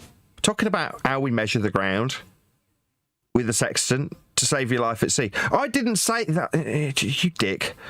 Yeah, you've just got your head of your own station, like a lot of dweebs. No, don't get me wrong, you're the only one that's having this. Speaking of somebody ahead of their own station, Nathan. Specifically addressed to you personally. But you've got ahead of yourselves. You think you're important in this. Nathan thinks he's important. This is pure projection. Listen, all of this is Nathan. 100% projection. I've acknowledged my own insignificance in regards to how the ground forms a horizon in this particular instance. I have no control over it. I'm never going to change it. It is surface level that's being acquired so that you can map out your position by way of 90-degree triangles between... Triangles again. Triangles where you can solve all three sides and determine the height of the star above flat Earth. Is that what you're doing? You and the star. Now, along that line, formed with the ground as measured with the horizon, you've got a star reaching the base, the ground. It's called its ground position. I'm making up. Sorry, was that not the ground? Quick, relabel it. Anthony doesn't like ground position. I don't know what the problem is. No problem with ground position. So you know, right here, right? So if the sun... There's no orientation in space, so I can hold it this way and it's totally fine. If the sun is that direction, right, here's the equator. The sun is that direction, like on the equinox a couple days ago. Then the ground position of the sun followed the equator on that day, very close to it. And at some other time, it's going to follow this path here. Stars don't vary like that. Because the relationship between the Earth and the stars don't change. So this is the right here. This is the tilt of the Earth in relation to the sun. So I'll show you. If the sun's off that direction, you can see right here, Tropic of Capricorn is the ground position. So this would be December.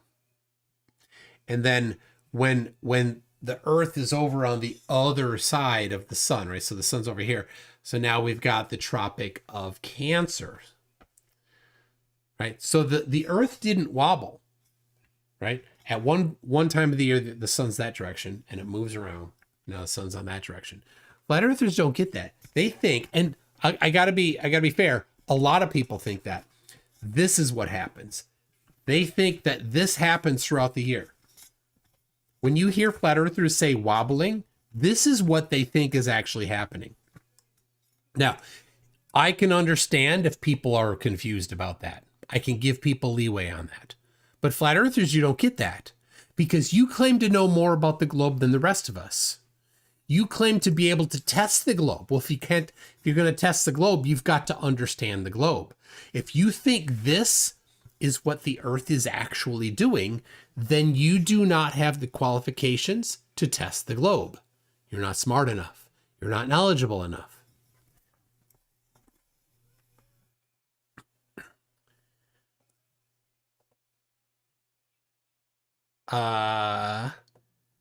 We got Emerson Biggins says, Captain Blythe's journey is one of the best globe proofs in existence. You should do a live stream on it. All right.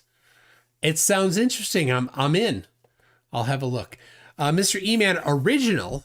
There's another E-Man. How can I sponsor Nathan's test for his assertions? Looking forward to the results.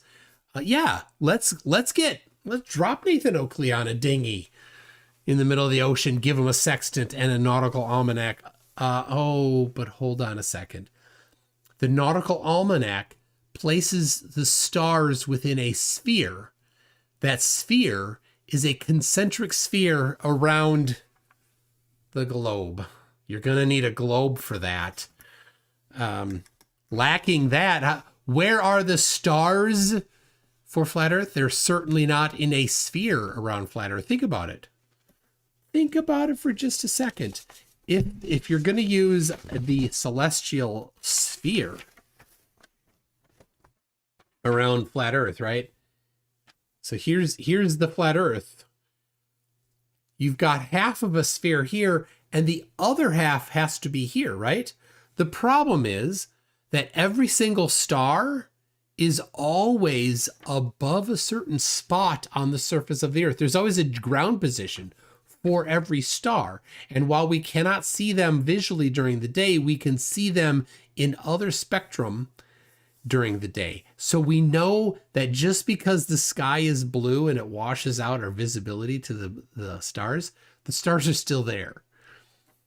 Right? Flat earthers also often lack a little something that babies grow out of. Object permanence. Just because you don't see it doesn't mean it stopped existing. Flat earthers really do fail to have that ability. When you talk about the moon during the eclipse, like, how come we didn't see the moon for 2 days, 3 days? Yeah, it was still there. It's okay. It was still there. It didn't go away.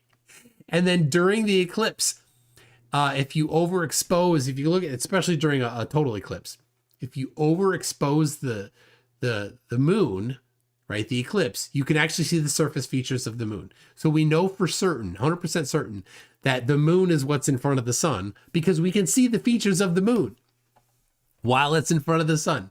They're like, well, where was it before it was in front of the sun? It was still there. Just because you don't see it doesn't mean it went away. It's like the peekaboo game. Babies get amused by the peekaboo game because when you cover your face, they don't know that you still exist. And then you take your hands away. They're like, oh my goodness, they started existing again. Flerfs are that dumb.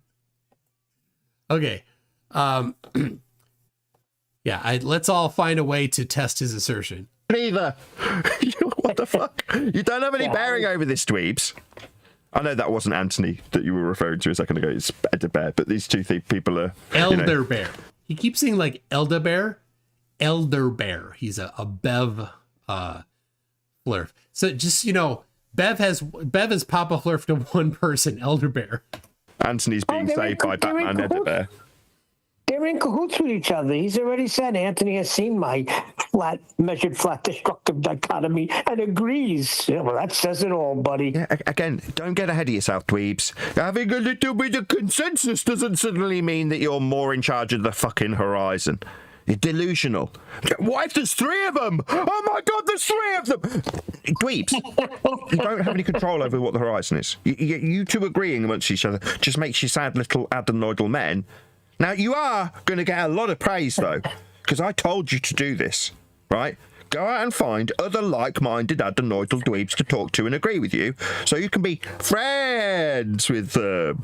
Good. You're doing as you're told. Eventually, you'll get the fuck lost from us, right? We hate you. Yeah. Burn those bridges, Nathan. Yeah, we're not in agreement with you, because when we point out that, in a dinghy, you'd be... making a height of eye correction, you're at sea level. Nobody's in it. Fuck off. Go and talk to Anthony.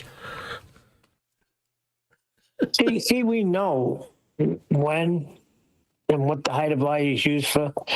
We don't have to break it down again. I wouldn't waste my time. Oh, my goodness. I would love to hear Neil explain this. Please, Neil, give us your wisdom. Let me see. Did he text me back? Nothing. Oh. I'm going to send him another message.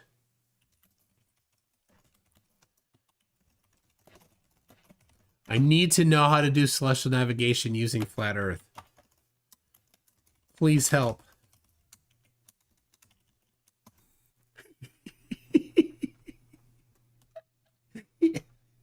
They're so dumb. This whole panel, they're all such idiots that, they're just morons, such morons, and they just gaggle on Oakley's words, just everything that spews out of his face hole, they just gobble it up. Jin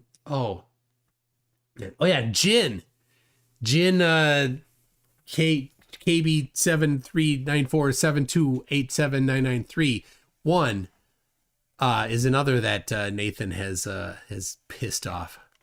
But it has nothing to do with Earth curves. These morons think it has to do with Earth curves.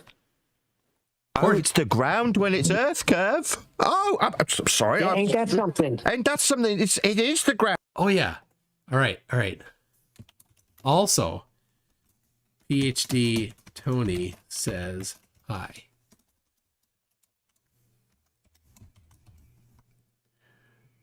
There we go. Sent. I'm leaning forward because my microphone is right there and I have it it's just right. It's perfectly in the way for what I'm typing. When it's at 1.2 times the square root of the observer's height in feet. Well, then you'd need your observer's height in feet. That's perpendicular to surface level. Oh, so we'll need a surface level then for them to assert that it's Earth curve? Well, the surface is curved 100%. That's been confirmed. And it's possible.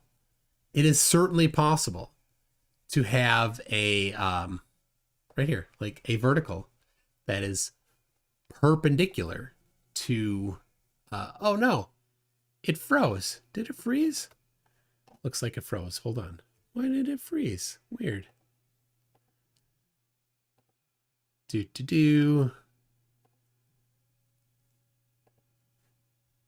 didn't just freeze. I can't unfreeze it. Weird. Oh, there it goes. Okay. There we go. So this line right here.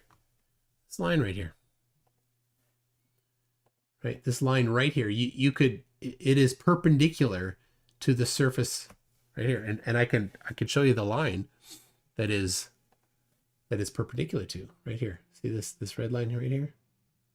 That line right there. But let's make it blue because it's water, right? There it is. So there you go. So this line right here is perpendicular to the blue line. Now I can do that again. Right, let's do it again. So we can do another line right here. Right here. And then look at this. This is great. This one here. Don't ask me what colors. This line right here. What's this? This is purple. This purple line is perpendicular to the orange line. And I only know they're purple and orange because I programmed them and I chose the colors and I'm looking at them like, yep, that's purple and orange. So the purple one here is perpendicular to the orange one. The black line is perpendicular to the blue one. This is geometry. It's geometry that's been around for over 2,000 years. Now, flat earthers, not knowing geometry, are completely baffled by this. They don't understand it. It just goes way over their head. So far over their head, they don't get it at all. So, Green Wizard needs food, says we can do another line. Is not something I ever thought I'd hear MCToon say. You see, red and pink. It shouldn't be red and pink. Really? Is it pink? It's supposed to be purple. I color by number. I'm not kidding. When I chose that color, I chose an RGB value for both of them. So, but this is supposed to be orange. This one here, this is supposed to be orange. All right, well, not, whatever. What about the surface level that's literally marked diagrammatically in the Earth curve calculation? What's like that curves? No, it's parallel with the eye level. Yeah? No, it's not. No, it's not. It's this line here. This right here. This is not parallel with the eye level. It's not. You know, I get the other diagram here. Right there. Now this dashed line is parallel with eye level, but the horizon one, that one's not. See, this is just geometry. You can't argue the geometry. Right? On the surface of a sphere, this line right here, this is the line from your eyeball to the horizon, and it's different than eye level, which is this one right here. Right there. This one is eye level. It's not parallel to the horizon. It's not. This is provably to be easily provable. Get on an airplane, download and install the Theodolite app on your phone. And you can measure the dip of the horizon yourself. You know, rather than talk about it, you know what? I should show it. I've done it myself. Dip of the horizon. Horizon rises to eye level. Horizon doesn't rise to eye level is my measurement. Let's see. Here it is. There it is. This is not mine. This is from 34,000 feet. Right there. You can see over here on the right side, 3.2 degrees down. And the horizon's right there. Now it's a little fuzzy. You're like, oh, that's not a crisp horizon. You know what? I can do better. There's another one. Look at that. This is a crisper horizon. See that? Right there. We've got the horizon right here. Right there. And we've got this one right here. This is eye level. That's eye level. And we can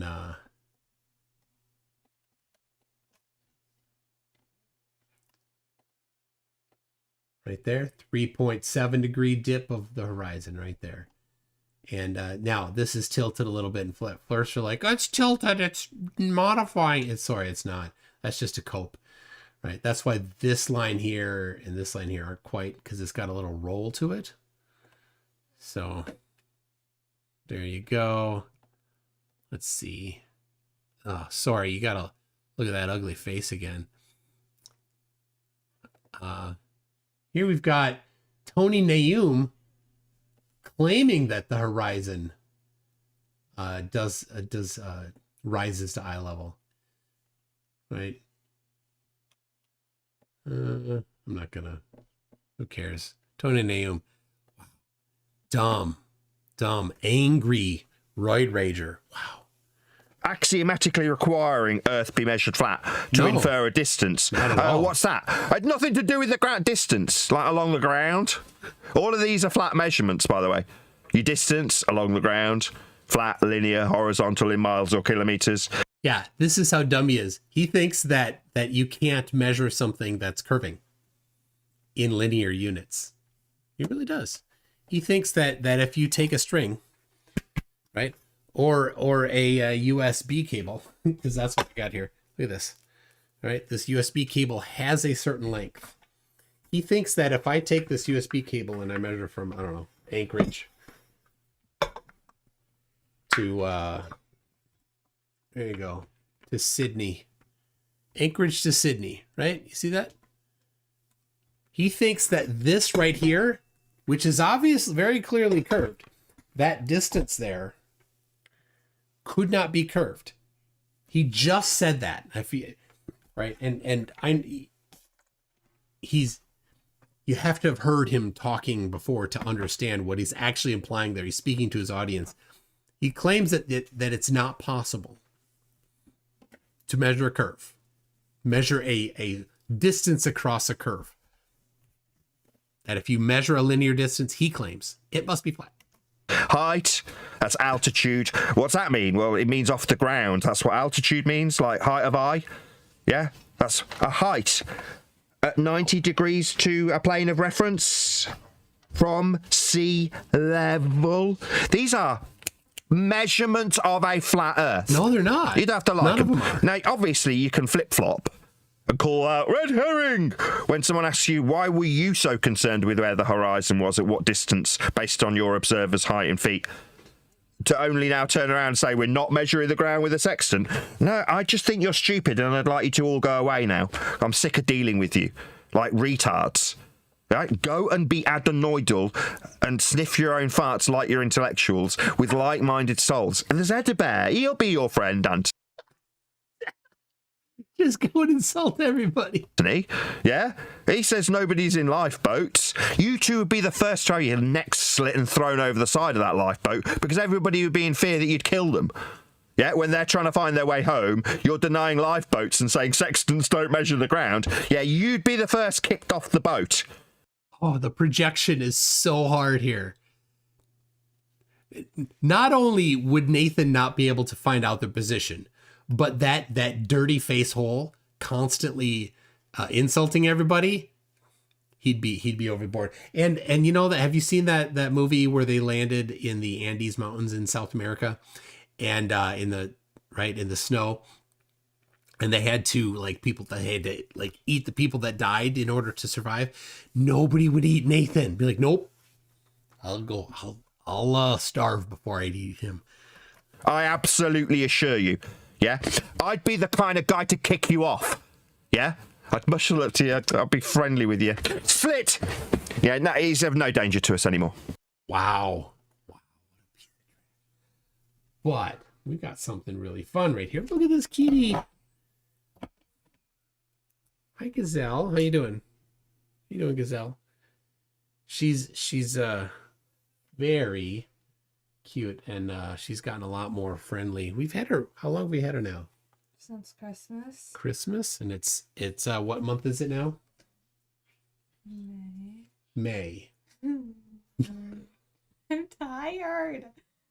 It's not May. He said May. It starts with an M. Now what month is it? March. Good job. She got it, Archie. She did not pass. What month is it, class, for today? Oh, good kitty. All right, what are you doing, kitty? You want to go? All right, here you go. No, I'll give you back. There you go. Hi, baby. Yeah. Thank you. All right. They wouldn't wait for him to die, but they wouldn't eat him. Yeah, neither. Yeah,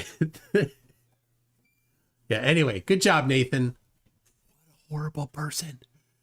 What an absolute disgusting person he is. That'd be me. I'd be the one who did it. Yeah. taking action against the dweebs who would put everybody else's lives at risk when they deny the existence of boats. That don't deny the existence of boats. Or the surface forming an angle measurement that's going to stop us dying. Yeah, like I say, you'd be the first pushed out by me.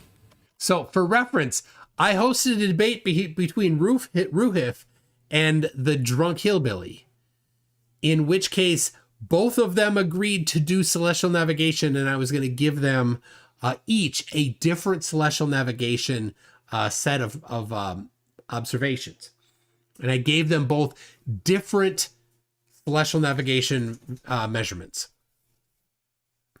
And Ruhif showed how to do it using a globe. And you know what Drunk Hillbilly did? He said, oh, I do it the same way. Using the globe? You can't use the globe to do celestial navigation for flat Earth. That's how you admit that the Earth is not flat. So yeah, every flat earther in a boat with a sextant and even if you do give them the nautical almanac, they would all die. And that's what I'm doing. This is a metaphor. I've already got ready, haven't I? It's just Edibear's still fucking here. Elder Bear. Yeah, we hate him, but like most masochists, they get off. Like they would literally find it sexually pleasurable when somebody tells them how much they hate them and that they don't want to be around them. That's called a sadist. That's what Edibear is. I mean, the most pathetic human being ever. I mean, but these are low-value males after all. I think Bev and Elderbear, I think Nathan's got them pegged, actually. That's what they do. Anthony, you know, he took a hint and buggered off. Now he's decided to come back as soon as he saw me holding a picture of my book with a big smile, I noticed. Yeah? Left the group after that got...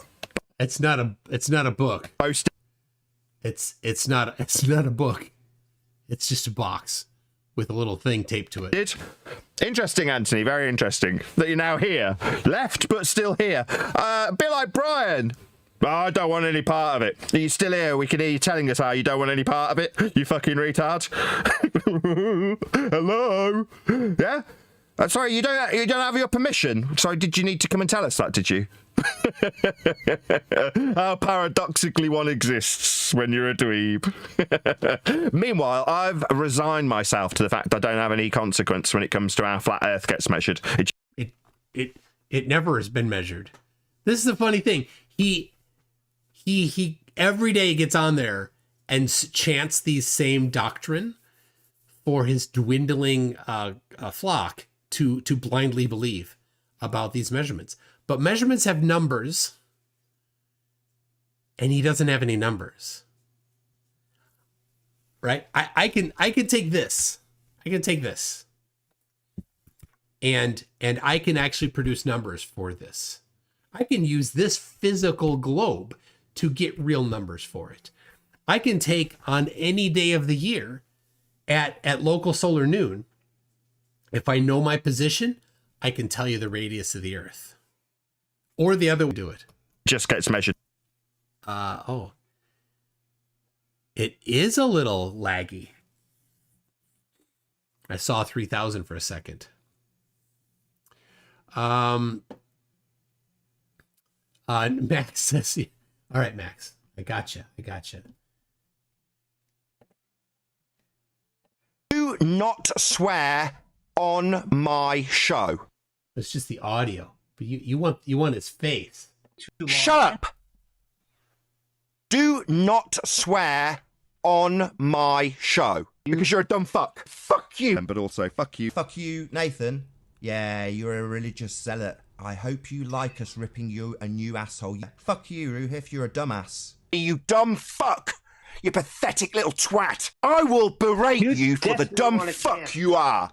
Table manners! You are all scum! You're thick as all shit. You come here and you talk about stuff that you literally don't even know the words you're using to describe. You tell us that it's ambiguous when it's abstract. Now, if you don't like me yelling that at you, don't be such a dumb fuck with some horse shit, endless babble about a fucking roundabout. So, dumb fuck. Really, dumb fuck. Stutter for me, clown show bitch. Oh, I love it when they stutter. Oh, yeah. Stutter, you lying clown. Diffusion of gas law? The fuck are you babbling about, you lying clown? What, and now you feel my tone is inappropriate? Fuck you, you dumb clown! You haven't got a fucking clue what science is, you stupid globehead twat! You're a fucking moron! You don't like my tone? Fuck off then, you stupid shithead! You're a moron! Do you like that tone, twat brain? Now fuck off! Who the fuck do you think you are, you unbelievable prick? Telling me to go doesn't open my gate, motherfucker. I don't give a fuck, you dumb idiot! Yeah. Also, he pretends to be a Christian, just for his audience. Anyway, I've got just to help heal you from that berating that he got. I got this cute puppy here. This is Penguin. Look at her. She's so cute. How you doing, pup? Good girl. What's up, Penguin? Yeah, thank you. You're so sweet. Can you imagine? That guy has 2 daughters. And they sit in the other room while he does that. While his wife works and he watches the kids. They're in the other room while he's yelling at people like that. Hey, Paula, the faster you get out, the better. Get those 2 girls, get the hell out of there. Yeah. What a terrible, horrible, awful person. Also, there's this.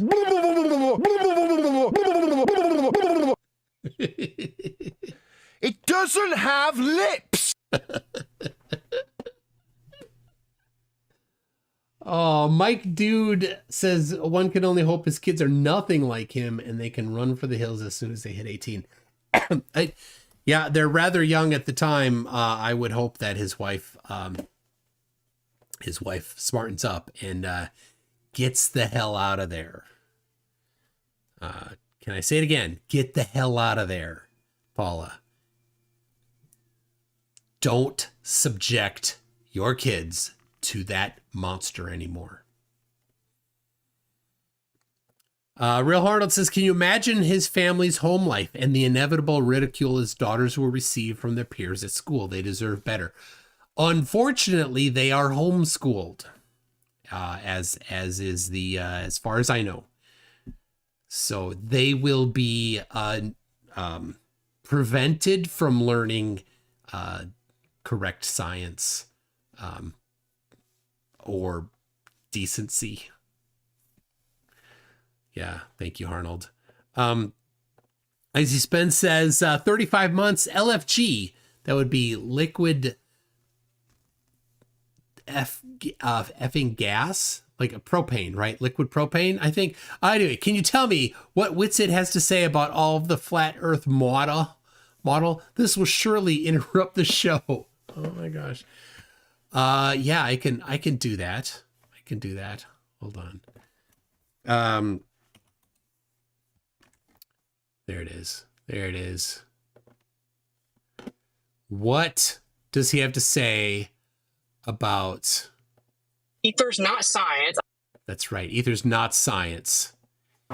Ether is an immaterial background medium of pure potential. It cannot be quantified or measured intrinsically.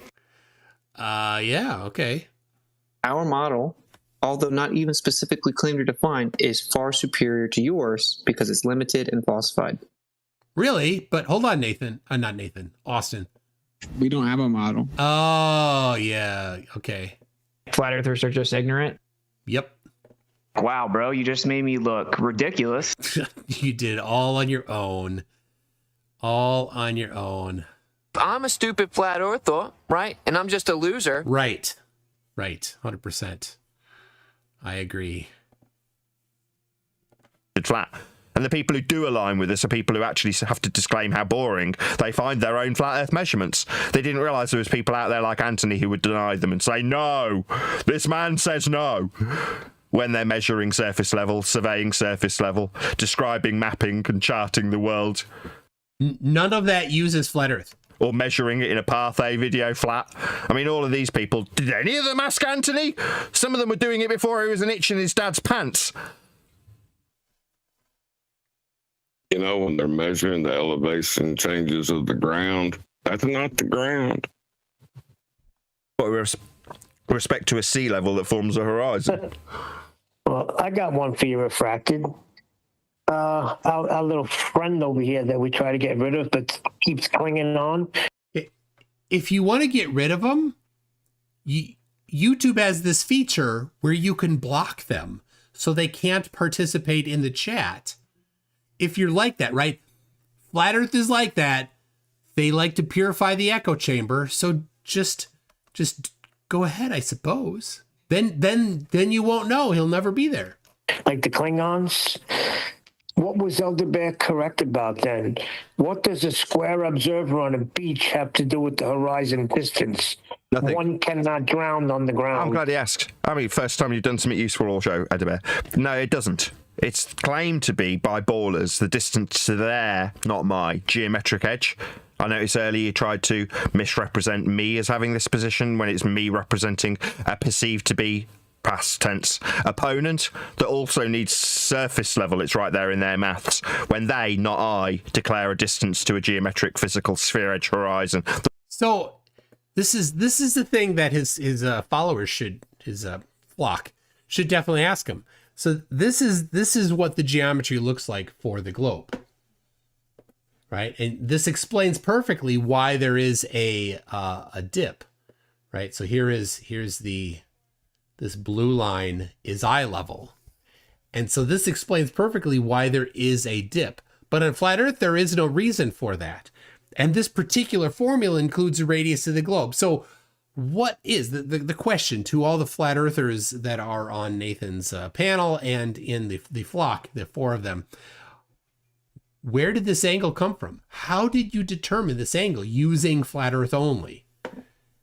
They never ask. They're so gullible, they never ask.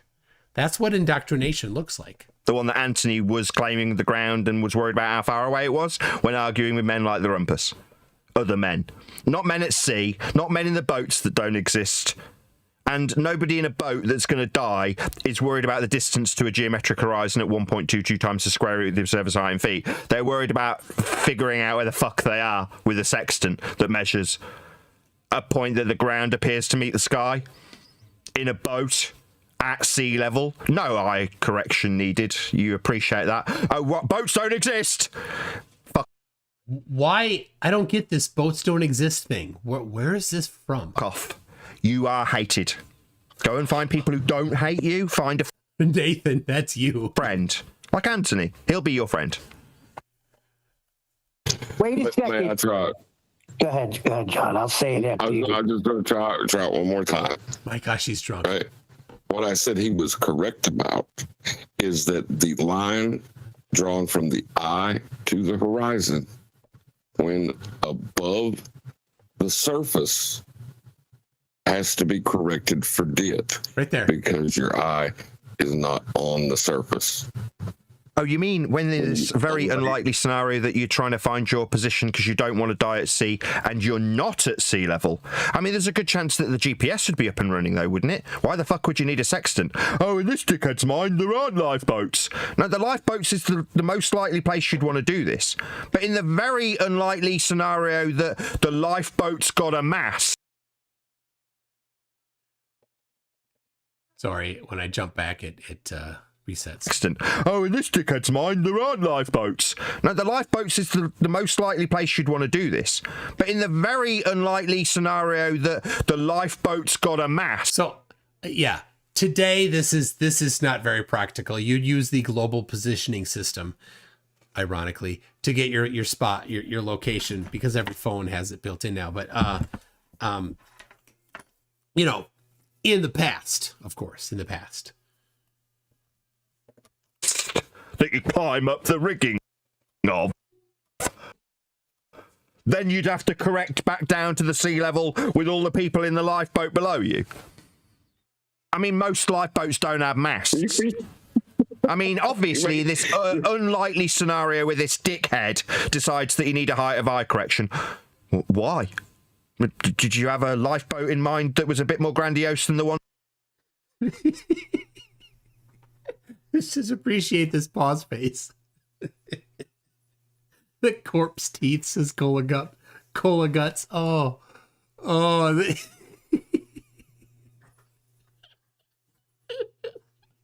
Oh my gosh.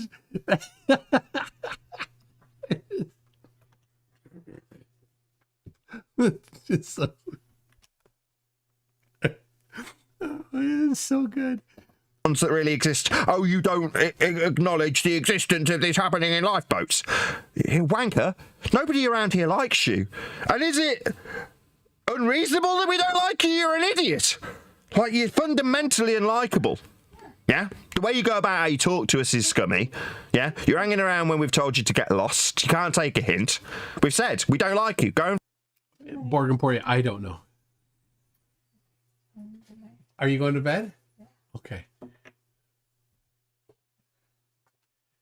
There, you can see it right here.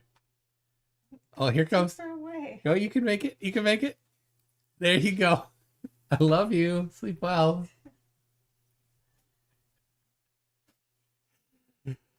Right. And find a friend.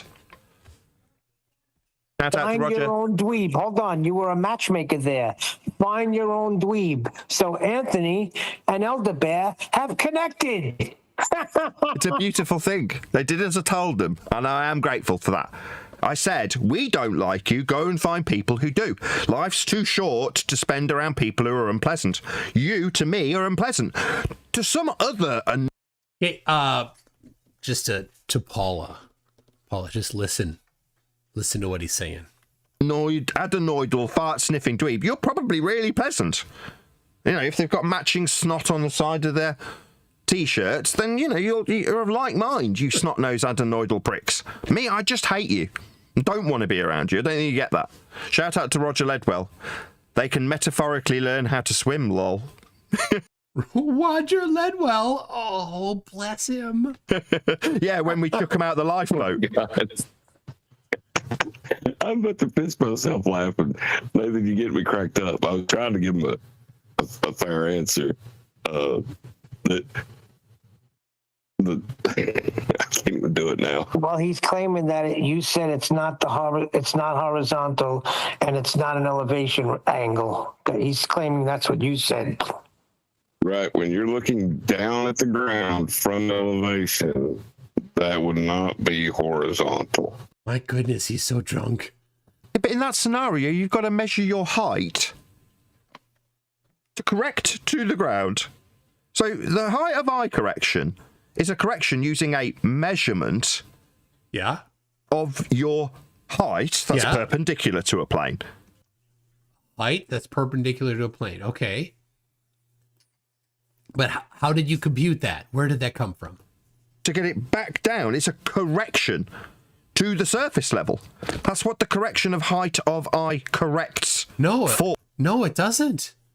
No, it doesn't. It adjusts the angle. Remember, we want the departure from vertical. Right? Let me give you a vertical. Hold on.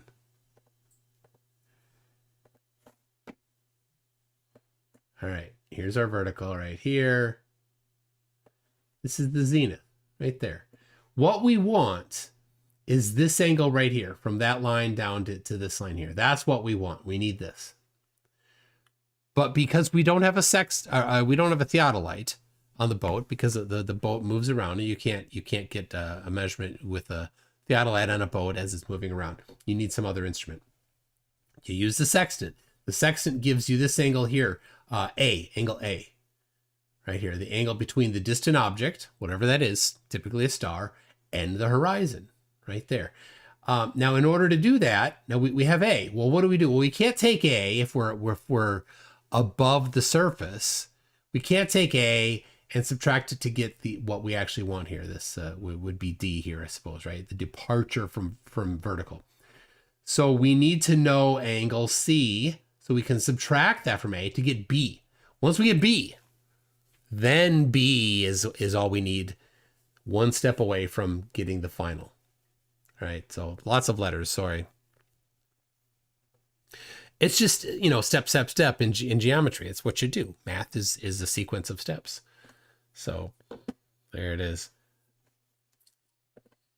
It isn't the correction to get down to eye level. I mean, yeah, it would be so that you can get that, remove that value there. But they're doing it as if like somehow it would work on flat Earth. It does not work on flat Earth. There's no geometry for it for flat Earth that makes it work. It doesn't. Oh, that's what it's for. Okay. So what are we talking about? Man climbs up rigging and then corrects back down again. If the GPS has failed. I mean, height of eye is a correction you can do. Let's not demean it. Let's say the boat hasn't sunk. It just lost all power. Yeah? Or all power to the GPS. And they're like, okay, we're going to have to do it manually. So they do it with a sextant. Oh, we know how high that point up there is. So we will correct. That's height of eye correction. Well, it's not like it's the standard. It's a correction. Yeah, the standard is from sea level, like in a dinghy. Like if you were lost at sea, unlikely to have GPS because it's gone down with a bleeding boat. But if just the GPS goes down, yes, you can correct your height of eye. Just go 100 years ago. That's all. They've contrived. The reason why they've contrived this is because they don't want to talk about the real world implication of the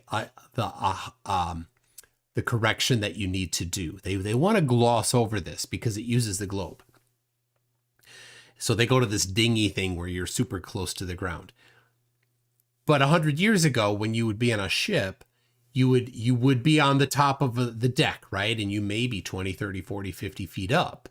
Then you would want to do that to have a little better accuracy.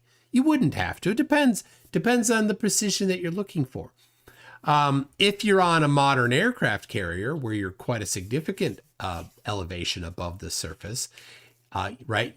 You've got the surface of the aircraft carrier, but you're up in the tower there, and that's where the navigators are at, and they are constantly drilling on multiple ways of knowing where they're at, so that they don't need to rely on just one thing. So what if GPS is taken out?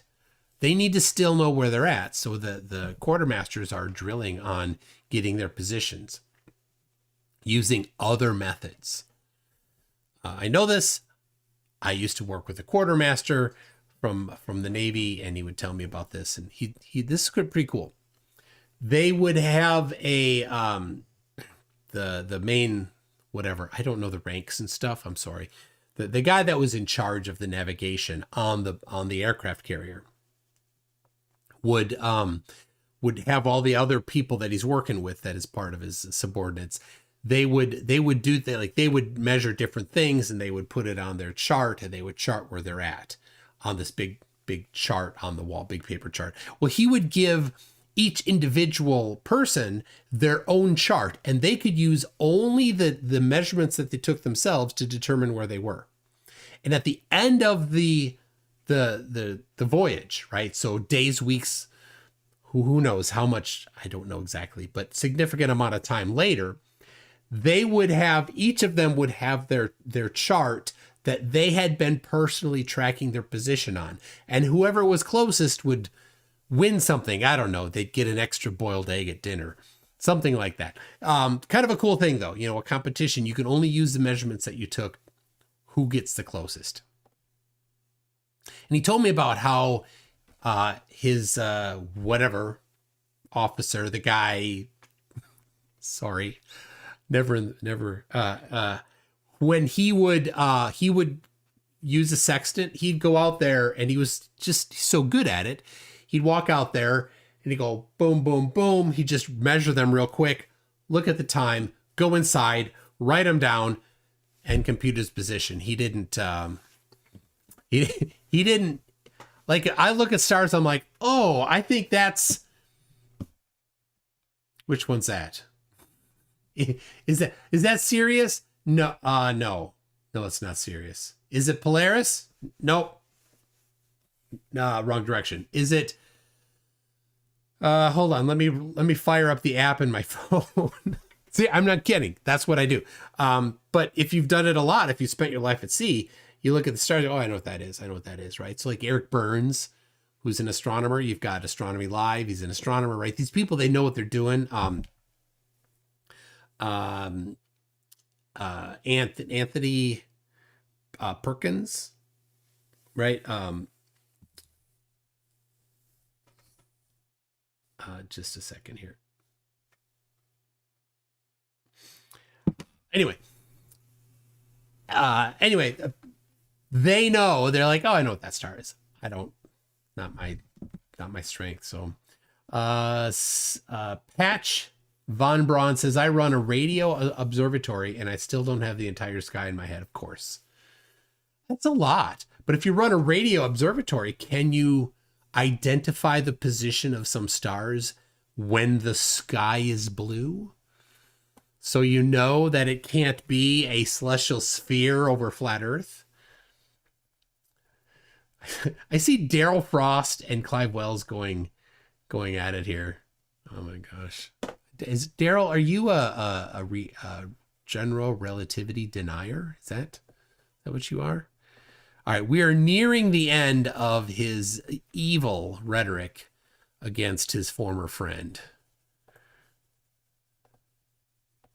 To the surface level that the star's GP is on when using the horizon in the distance to form said surface level for said right angle triangle when measuring an angle formed with the ground. That's the horizon. It is quite simple. Now, it's not like we haven't gone through this multiple times, but unfortunately, we're surrounded by dumbass dweebs, and it's Dunning-Kruger.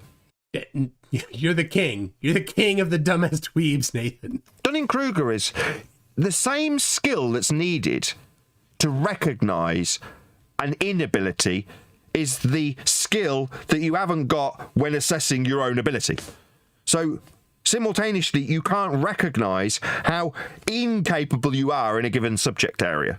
That's called the Dunning-Kruger effect. It was like recent, it's 90s. Now, this... Oh my gosh, Nathan. All this is whole rant. This is so much projection. Dunning-Kruger. Nathan, one time do celestial navigation using flat Earth. One time. You can't. You're not the person to talk about it. Study, the Dunning-Kruger effect by Mr. Dunning and Mr. Kruger, exposed that if you don't know how to use a sextant and you're asked how well you can use one, you're going to overestimate how well you can use one. Oh my gosh, Nathan. You completely overestimated your ability to understand this topic, Nathan. Oh my gosh. Or, if you're a dweeb, an irritating, fart-sniffing, hated dweeb, you'll deny the existence of the fucking lifeboat. Oh my gosh. Yeah? Now, if you hang around beggars and thieves and con men, then... Which Nathan does. There's a good chance that you'll deny the existence of the ground itself. I don't know how that follows. When fucking measuring it so you don't die. Now, these are the people that we want away from us from this point forth.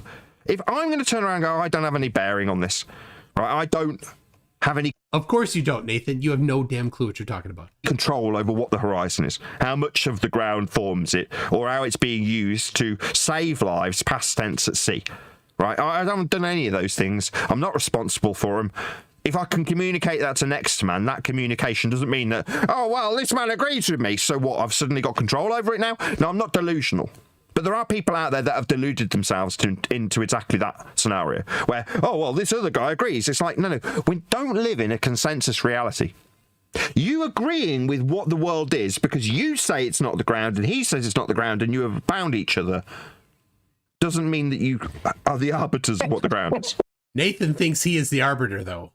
Nathan thinks he's the arbiter of what is and is not science. He thinks he's the arbiter of how to do geometry, of what is and is not geometry. He thinks he is the arbiter of how to do celestial navigation. This is, as who said it? Wesley? Was it Wesley? A projection singularity. You know, as Mark von Wisco says, this Oakley stream has has to be close to a projection singularity. Absolutely. It's so much. Well, here's the thing.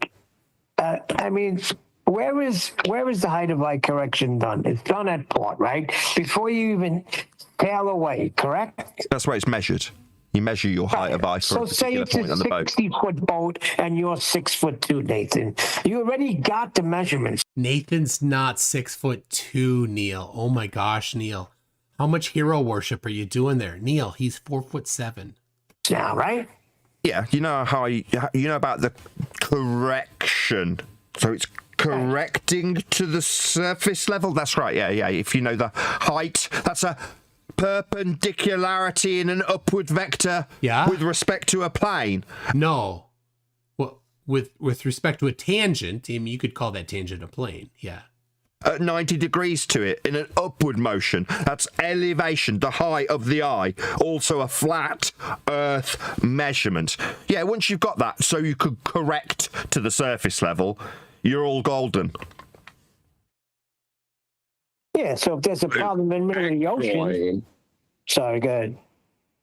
Actually, they're correcting to eye level. Actually. Right. He's so drunk. This is like 9 a.m. in, I don't know where he's at, hillbilly land. The guy has just had, a fifth of hooch already. Right, and that's done. So now if you're... Electron Element has a great question. And the answer is mentally ill.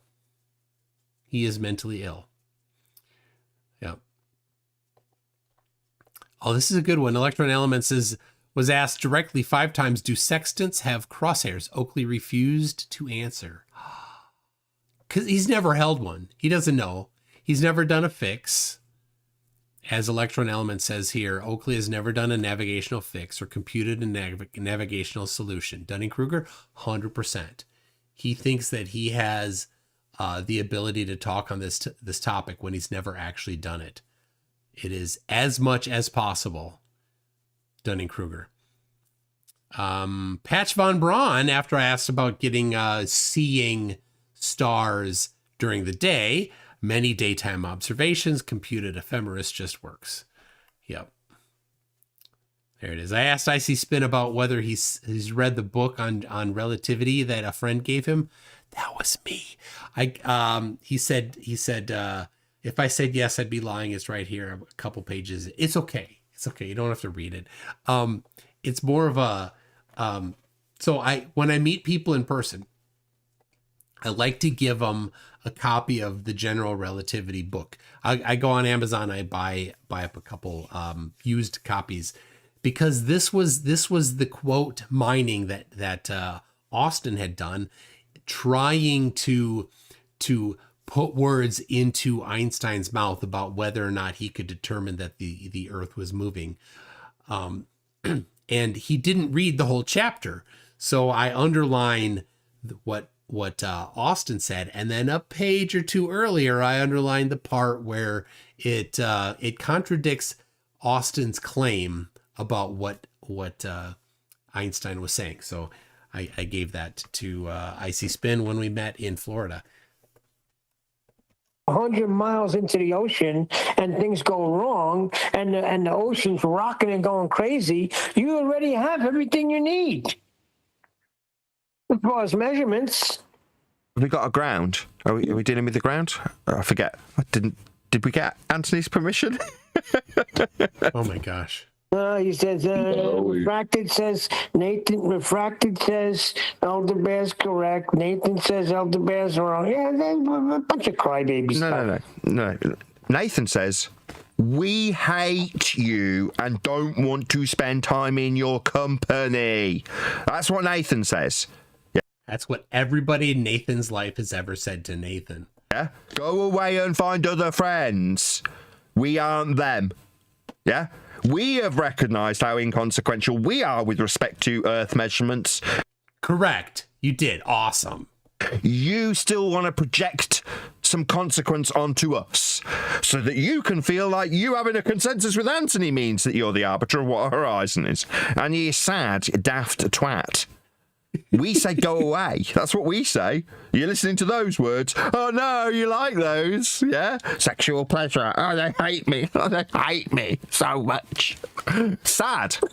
Yeah? Very, very sad. But with that, I'm going to say, if you are watching this on either Nathan Oakley 19... I didn't want to get splashed. Blah, gross. All right, that's that. He went... Nathan, wow. What a horrible person he is. Every person in his life... oh yeah, look at that pause face. Every person in his life that he... except for, 3... that are still on his panel, right? You got refracted curvature is still there. I was wrong initially. Neil and okay, some computer.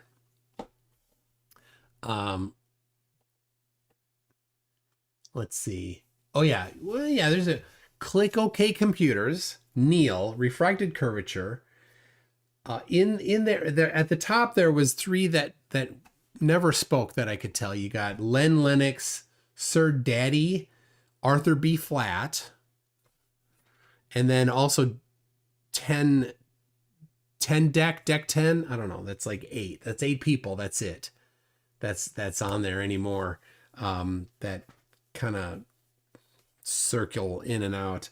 But it's only a matter of time until Nathan kicks them to the curb, because he decides that he hates them too. So, Nebula Orion says Austin Whitsitt is awfully quiet nowadays. He is. He has come back. There were 3 Austin sightings on Discord. It's been over a week, I think, since he's been on there. Remember, all of the Flerfs did exactly what Austin taught them to do. Everything that they don't like is fake, and that's what Austin taught them to do about the moon landings, and that's what they did about the trip that he was on. So that's it, right? And so he's like, "Oh, come on, they were really there." Like, but you taught them. They're just doing exactly what you told them to do. So, okay, we got Dolly 8825 is a new member at Newton. Thank you very much for joining. As a new member at Newton. Now, somebody asked me a while ago about putting in some new emojis, and I did. I said, hey, just send me a message with what you think is an idea. And so I did. And I put in Crichton. So there you go. You've got Crichton emoji you can put in. Of course, you can put in the potato or the Whitsitt. Lots of tabs. And you can spell a few words. You can spell like Toonies, but some people have gotten,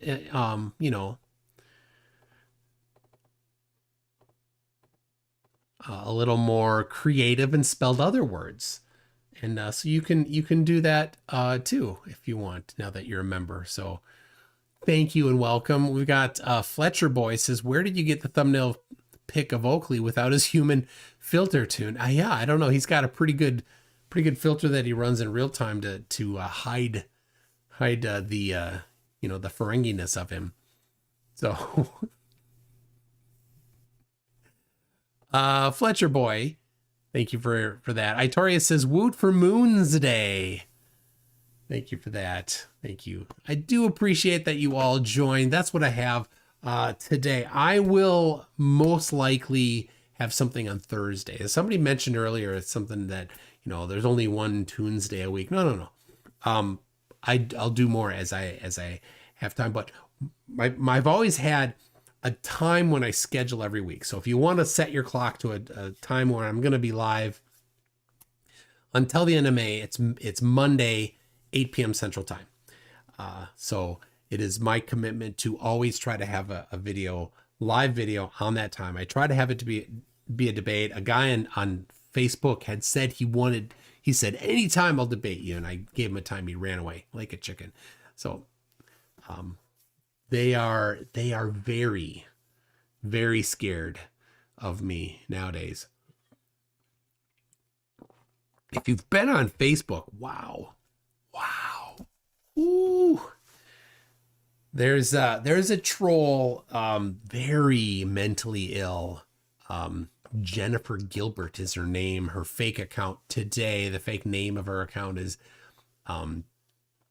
Christina Truth Seeker, but she has a dozen other sock accounts. She rotates through different names. So any of the people that call her out, she tends to change some of her sock accounts to that name.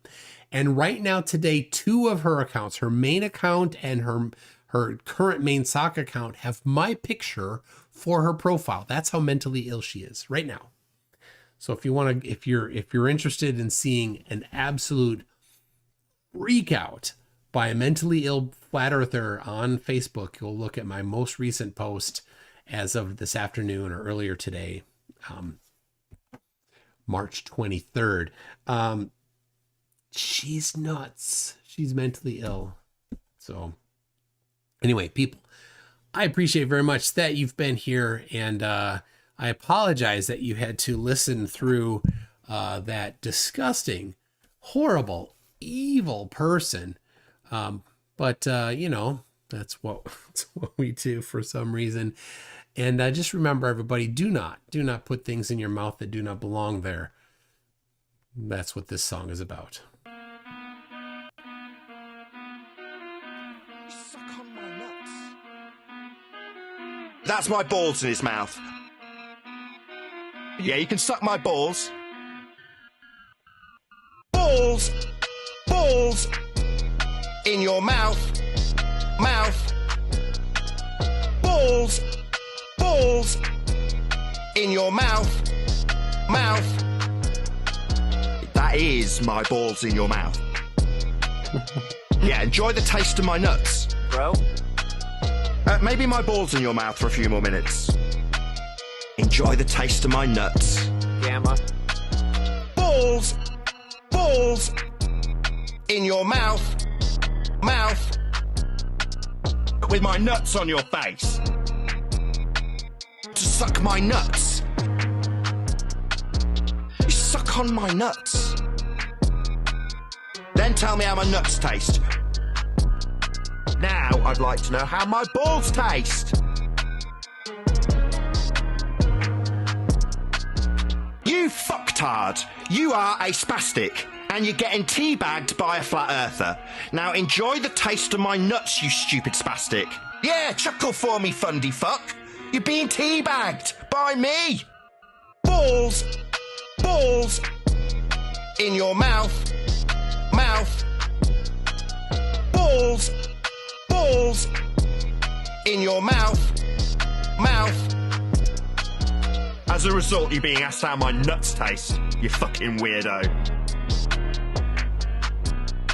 You suck on my nuts.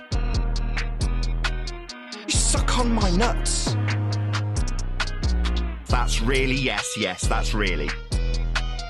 I stuck my balls in your mouth afterwards. To suck my nuts. Bleat how unfair it is while you gag on my bollocks. Balls in your mouth. Balls in your mouth. Come on and suck on my nuts. Come on and suck on my nuts. To suck my nuts. Yeah, you're getting fucking teabagged. Don't insult me or ad hom me as I teabag you. Yeah, I'll just gag you with my nuts. That's what I'll do. Enjoy my balls in your mouth, do you?